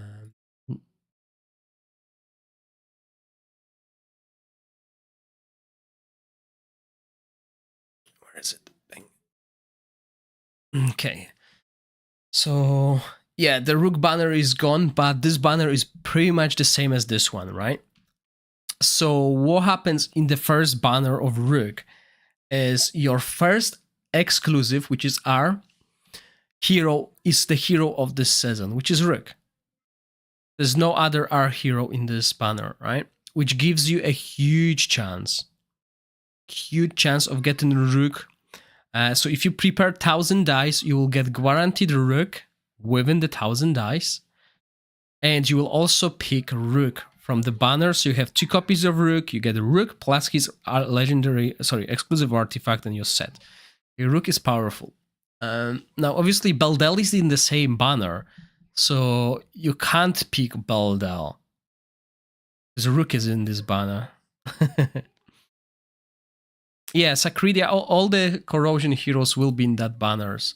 Obviously, this is different banner than the one you will see. The one you will see first will only have frost and poison heroes. That one is the one later in the season that has all the heroes available.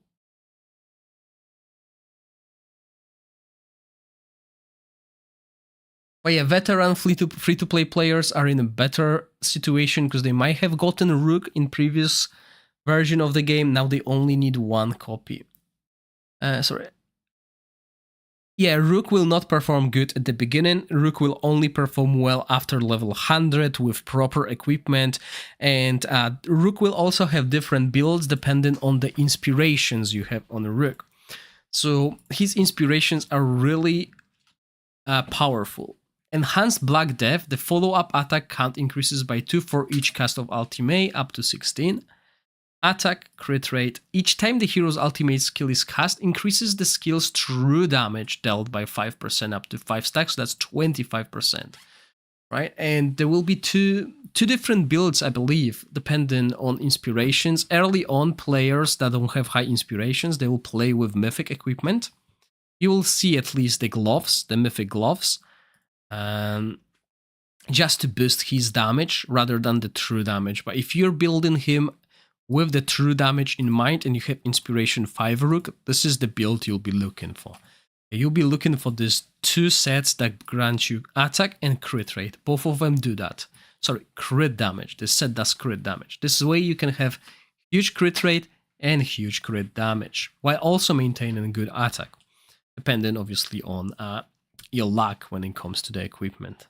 And this is how you build Rook. Now your other heroes will require good equipment as well, and they will require mythic equipment. So 4 mythics on both of them, and that is not easy to build. While, you know, Beldel, for example, is quite easy to build because you just build her with enough crit rate. You have Shina who helps with crit rate, and, you know, so much easier to build. So I think this will be easier team to build. You only need Ogok and Felocia to complete this team. You don't need Reta really to be viable. And Dauntless, I still don't know what kind of Dauntless team you run. Is it 3 Dauntless heroes plus 2 supports, or is it 4 Dauntless heroes plus 1 support? And if it's 1 support, then I don't know which one. Yeah, I mean, Rook is good overall, but I think Inspiration 5 Flora and Inspiration 5 Beldel will do better than Rook with lower inspiration, because his main inspirations come like, you know, this is huge already. This is 25% true damage, and then you have this, which is also very good. So yeah, he's like the ultimate whale hero, really. Like, yeah, you need to have strong Rook to perform. I mean, similar with Beldel, the difference between Beldel Inspiration 5 and Inspiration 4 is quite huge. I think Flora doesn't really have that huge gap in the inspirations. I mean, it just means that this gets basically quicker here. It is a boost, but I think Flora with even lower inspirations is still solid. And yeah, again, Flora team will change definitely because the talent of this guy, what's his name again? Gorax.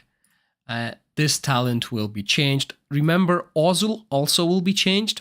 I mean, it won't help Ozul much in PvE, because now this talent will also increase his range.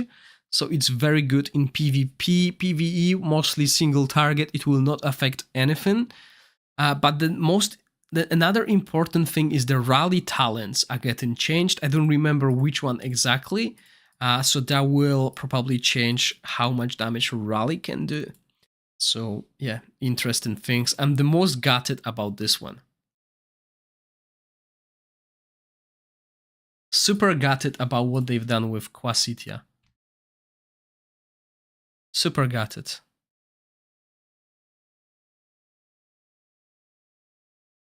Black Belt Art. Glad to hear you still enjoy this game after so many years, so many fiascos, so many issues.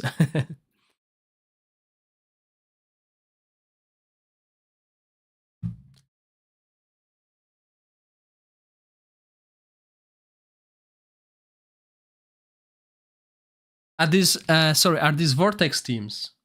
Grishnar? No way Grishnar will finally find the use. Let's do that.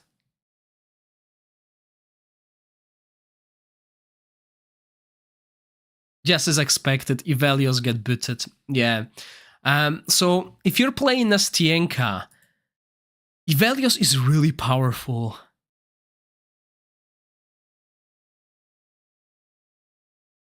Damage dealer, but doesn't bring much for Nastienka, and Guinevere is just a better replacement. Now, obviously, we need good placement for these heroes, so, you know, those are melee. It will be squishy, but the team that you showed me is interesting, because I'm gonna find a... Finally, I've been looking for it, is use for Grishnar. I think it's because of his shield. Yeah, okay.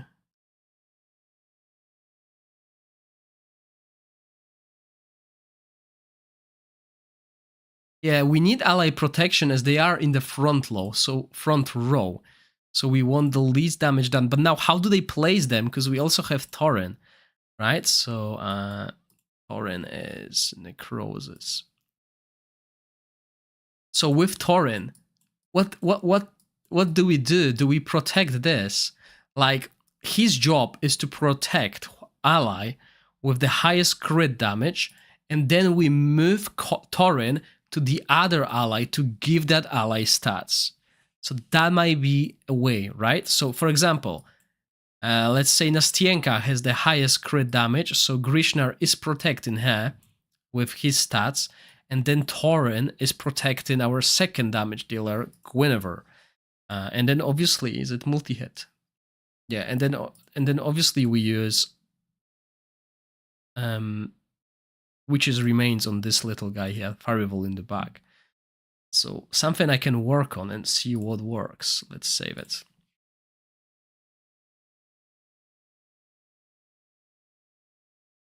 Yeah, that's few important things. Same here. Like I have this team, right?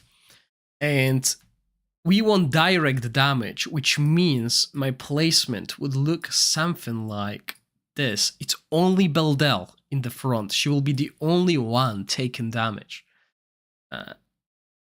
So yeah, placement is important in this temporal vortex. But yeah, let's build the Grishnar team. I mean, let's at least prepare it so we know we will need which is remains here. Okay, and we need crit rate. But let's leave it at this. I mean, that might be a little bit more crit rate. Oh, let's just build it properly. Oh, seriously.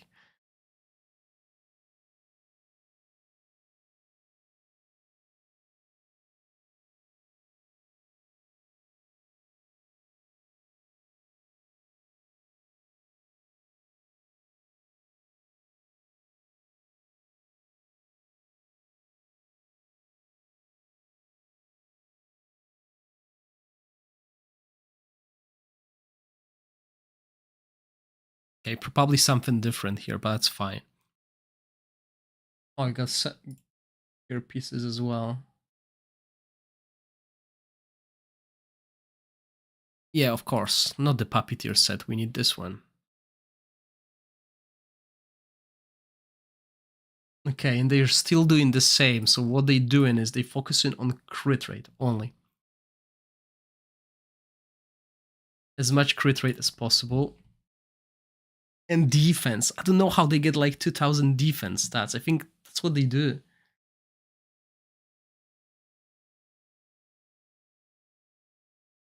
They build them with a lot of defense.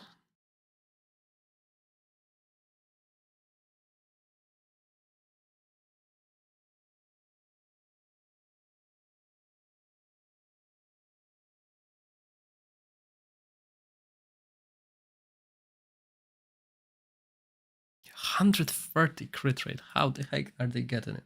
But yeah, same idea here. Crit rate, accuracy. Definitely I don't have as much crit rate as they do. Don't tell me they changed his passive again.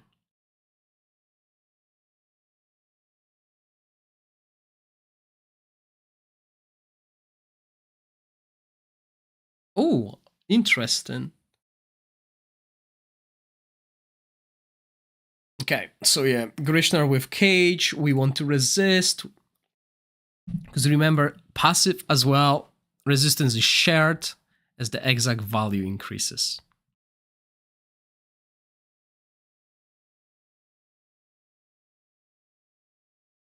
We also want accuracy to apply attack penalty.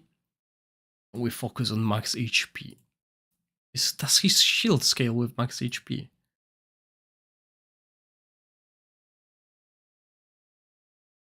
Targets max HP, that's okay. But yeah, they build him with max HP. Oh, I know why. Right, makes sense. We go with distance. And we actually want puppeteer set. Yay, I managed to get one piece with that.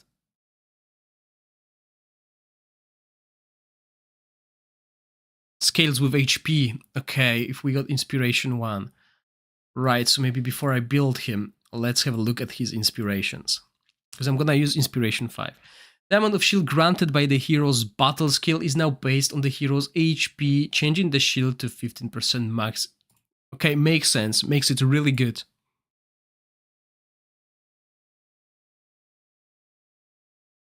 The only reason why I'm doing inspiration 5 on the heroes is because I never do that. I never do that and I miss on a lot of fun. Like some inspirations change how you build a hero. So my plan is showing both inspiration 0 battles and then inspiring these heroes to inspiration 5 to show you big impact of it, right? Because I mean, yeah, even here inspiration 1 is already huge. This is huge. And obviously talents, let's do them as well while we build in Grishnar.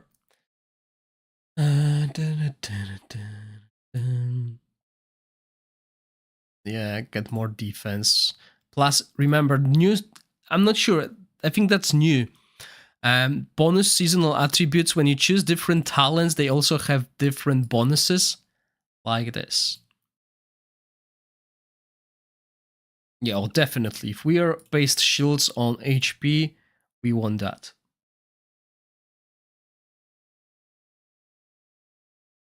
Yeah, let's reduce the damage.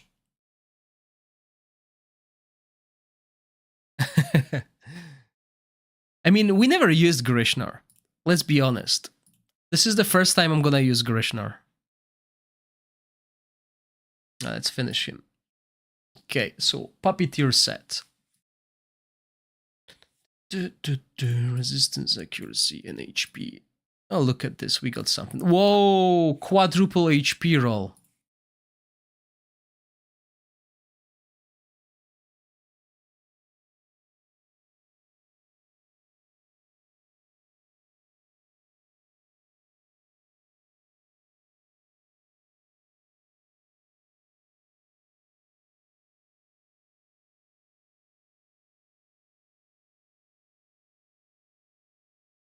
Hmm.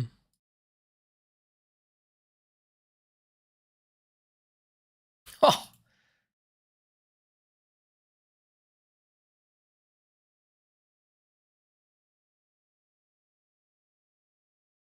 Okay, but my defense is low compared to theirs, Grishnar.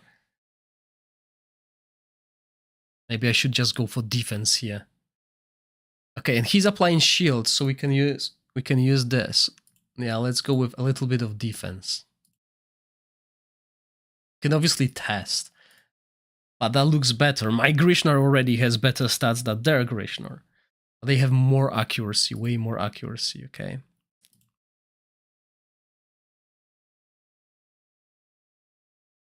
Oh, I think I know why. I think they went for a chest with accuracy and resistance. We don't need that much accuracy. They got like 300 accuracy on him. This is enough. 55 plus we have accuracy from 5 affinity as well.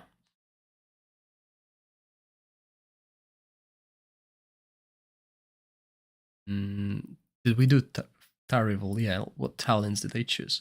See, the problem with talents is every season I forget what talents work best.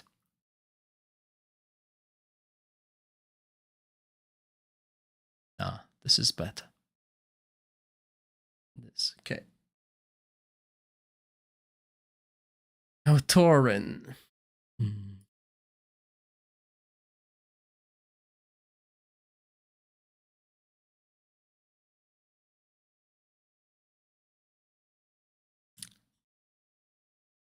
Yeah, we want as many shields.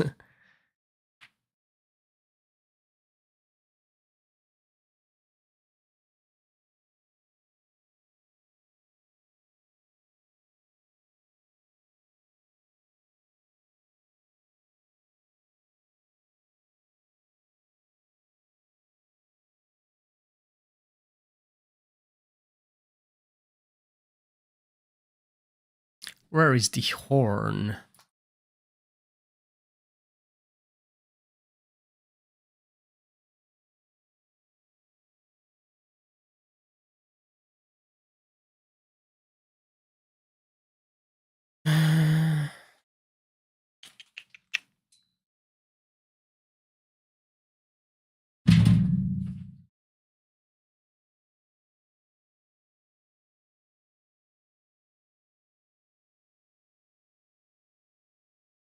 Interesting.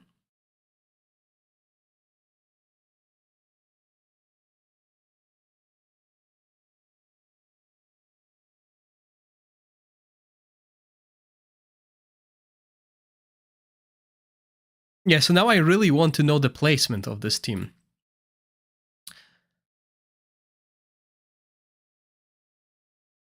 If anyone has any idea, please let me know. Yeah, it was much easier. See, when I played on few Season 1 Akans to help them with the end game, it was so nice to just being, able to press one button and having the best talents. Now it's like, oh, I don't remember what talents I was using there. It's definitely harder, but obviously more optimization. So which equip best? Yeah, so Alphas Ritosa, I'm not gonna give you an answer. I'm gonna give you an idea. There are a few sets missing. One of them being 3 ears. I think it's Brotherhood set that boosts the damage of your heroes. That's the blue set. And another blue set, Holy Hunter for PvP. Those sets are missing in Season 3. And both of them were really powerful. There's also another thing that is missing, and that's a mythic helmet or weapon, the one that increases your damage based on the difference of the HP between you and the enemy. I believe this is probably the best helmet or weapon in the game, and something to consider to pick. I mean, remember, Carnage is available in Season 3. So you can farm it. If you're lucky, you might get good stats on it. But other sets are gone. That's just basically me giving you an idea what to choose, but I will not tell you what to choose, okay? It's really individual, because you might be playing Flora, so you will be looking for something to boost her damage. If you're playing Beldel, you'll be looking to bring something that will boost her damage. If you have a Rook, you're lucky. Rook doesn't need any mythics. Rook needs these 2 sets. However, his supports will need good items, okay? So that's why I didn't make a video on what to choose, because I don't want to give you guys a bad... I don't want to choose wrong for you. I can give you a hint. I can give you like an idea and you decide what to choose. I can't give you the answer for it. It's individual, once again.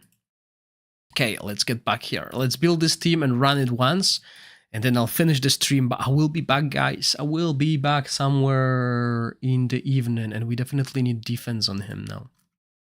With enlightenment. Oh no! I got defense but no enlightenment, so let's get this. Nope. Definitely need to sell items and purchase more items. Oh, free enlightenment. Good. Yeah, the guy's got like 400 enlightenment on him. No way I'm getting that. 63 haste. Oh, that's not hard. I was like, wow, how do they have 63 haste on him? I got 62 now. I forgot some heroes do have haste. Probably doesn't need haste. Maybe a little bit more in line. No, let's keep it this way.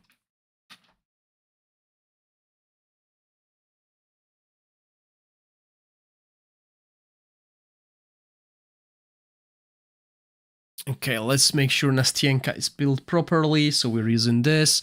As you can see, we need to use this kind of items on the top, and they're not really powerful. That's what I heard as well, Michelle, but I haven't tested that yet. That's another thing I will test. So I think in the next few days, if I manage to stream, or even tonight, I plan to stream for 2 hours at like 8 p.m. UK time today. I will try and... But I don't want to start with the Rook team, if you know what I mean. Rook will be used later by you guys. I want to show you the teams that can work earlier, which will be Ice Blast, Flora. I can't test Flora team without Gorax change.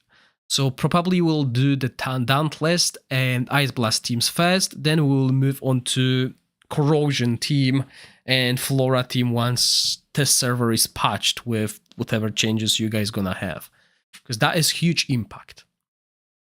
So yeah, mythics are still good choice. Okay, my Nastienka is not too bad.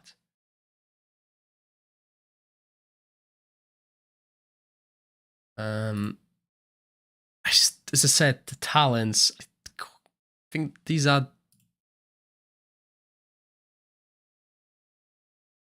Ah, that's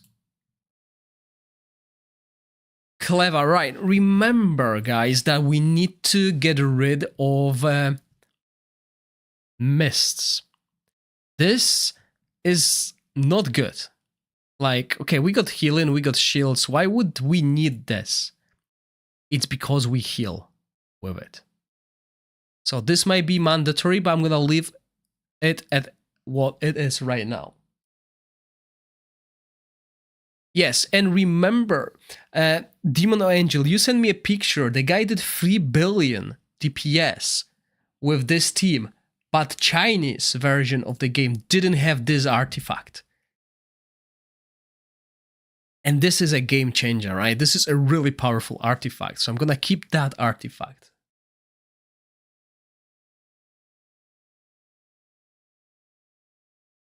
Oh yeah, I definitely have too much crit and not enough crit damage, but I think that's because I don't really have good gloves.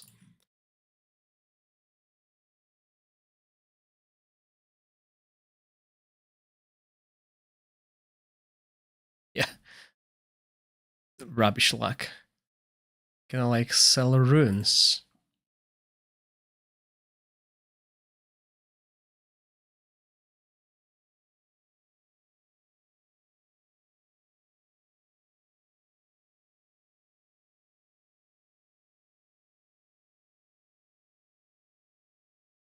What's premium? Oh, premium is rare, okay. Weird.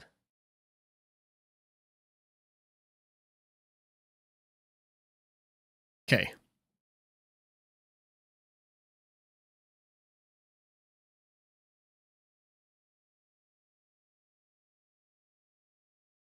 They used this talent rather than this one.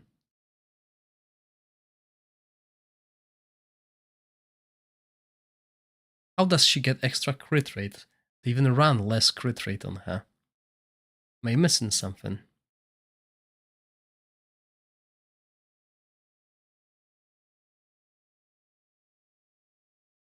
Yeah, she's not getting anything. Anyway, let's do this. Store.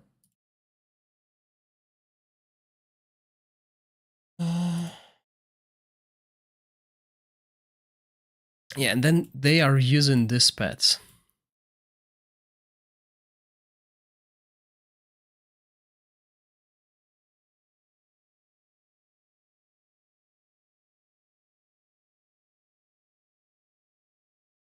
Oh, I don't think I got the talents they use on him.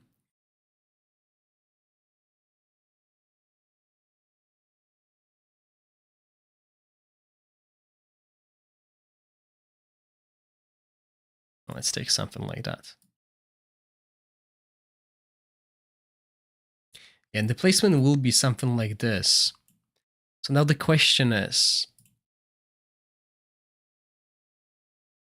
highest crit damage.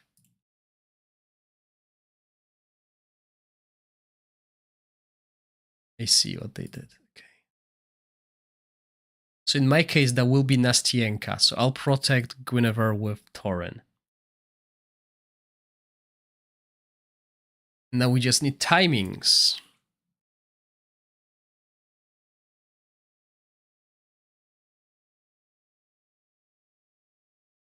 Oh, and we got them thanks to Demon or Angel again. Oops, 18, 18, 18.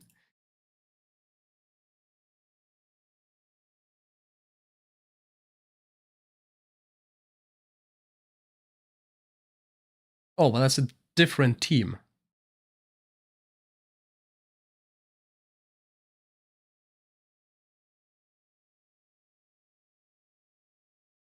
I think that's from season 4. Is that right, Demon or Angel? You sent me something from season 4 because it's... But we can work with it. Yeah, always 2 seconds between those two.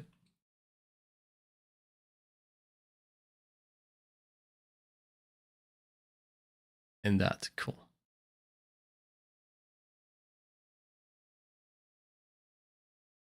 It should still work. Okay, let's see what we cooked. And after that, I'm gonna finish the stream and I'll be back in the evening.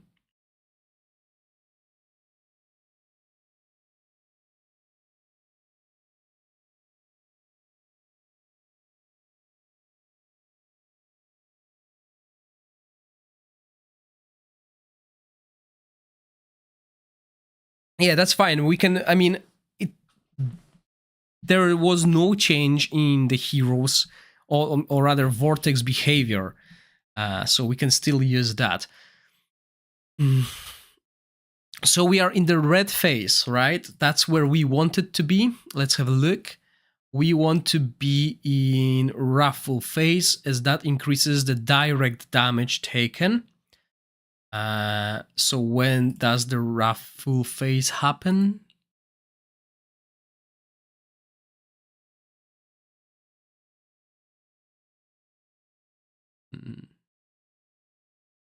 Yeah, when we have less than 60 stacks. So that's where we are. And look at Guinevere's damage compared to Nastienka. And that's why I wanted to show this team, guys, because in Season 3, they didn't have access to Guinevere's exclusive artifact. So their Dauntless team was not doing that kind of damage that this team can do. Obviously, they did 3.3 billion, which is amazing. I probably won't be even close to that. But if the team survives, I'm looking at like 1.8 billion damage, which is slightly behind the Rook. It's on par with Flora. And it's close to Ice Blast as well. So you can see, depending on the rotation, those 4 teams are all very close. And as a Dragonair players, that's what we wanted. We always wanted the variety of teams rather than just Rook, just Flora, just Ice Blast being the best.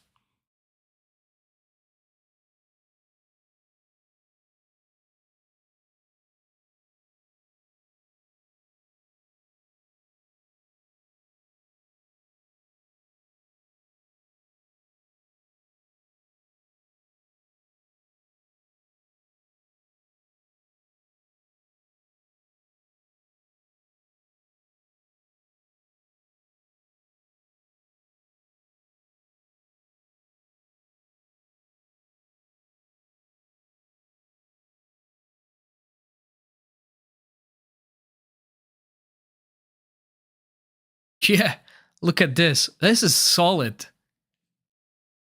And if we compare what equipment I have on them compared to Rook, this team can do way more damage. Unless I boost Whisk and Sacridia's damage. That's another thing, right?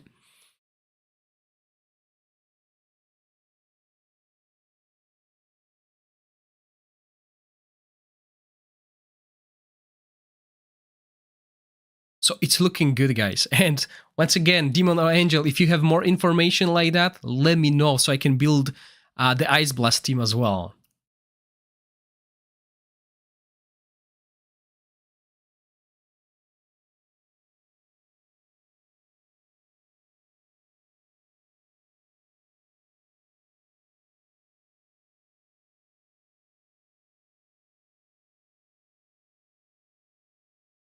But yes, we can see that Guinevere, Thorin has to protect her, or Nastienka. Grishnar is doing good job, but he's first one to die, which is amazing because that's what we want from the tank. If the tank dies, that's good. If the team dies, then we need to do something. But yeah, that is way better than the Rook's team. 200 million.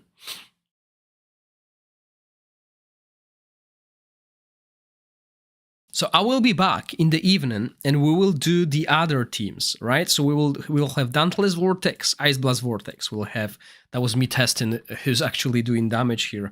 Is it Casper or the other guy? But it's actually none of them. Wild Vortex. Right, so we got Wild Vortex. We'll create Ice Blast Vortex team.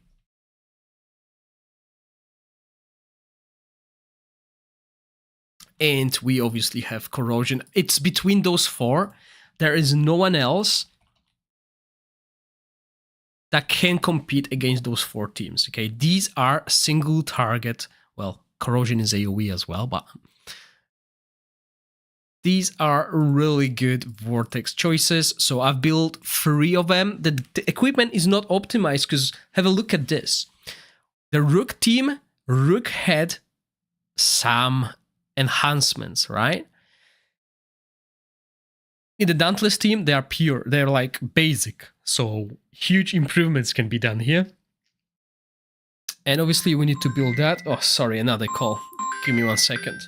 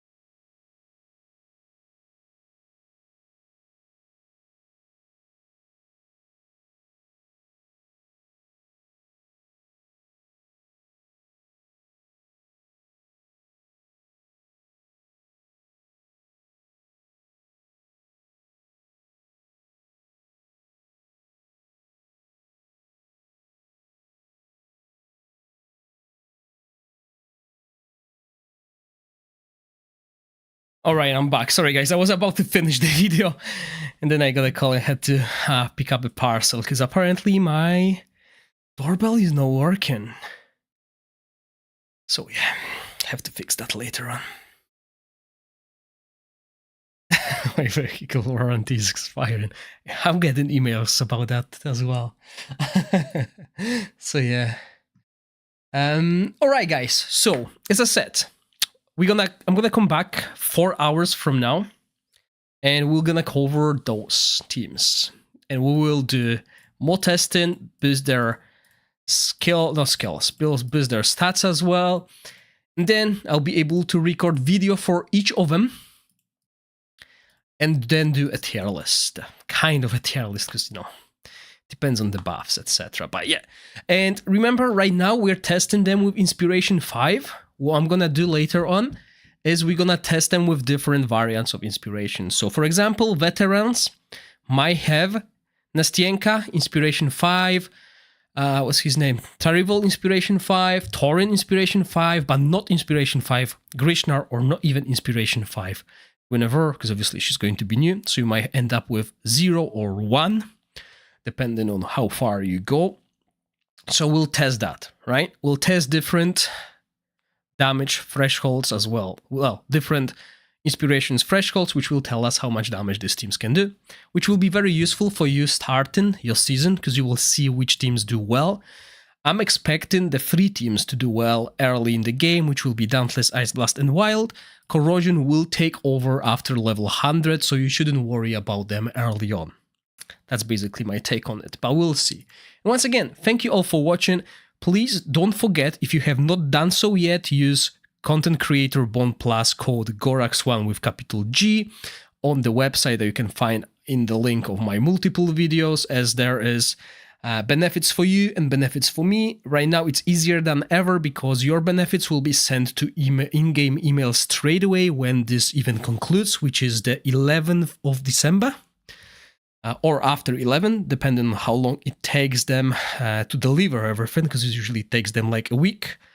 But yeah, that's pretty much it. And probably tomorrow or on the 26th, there will be also some promo codes available and giveaways.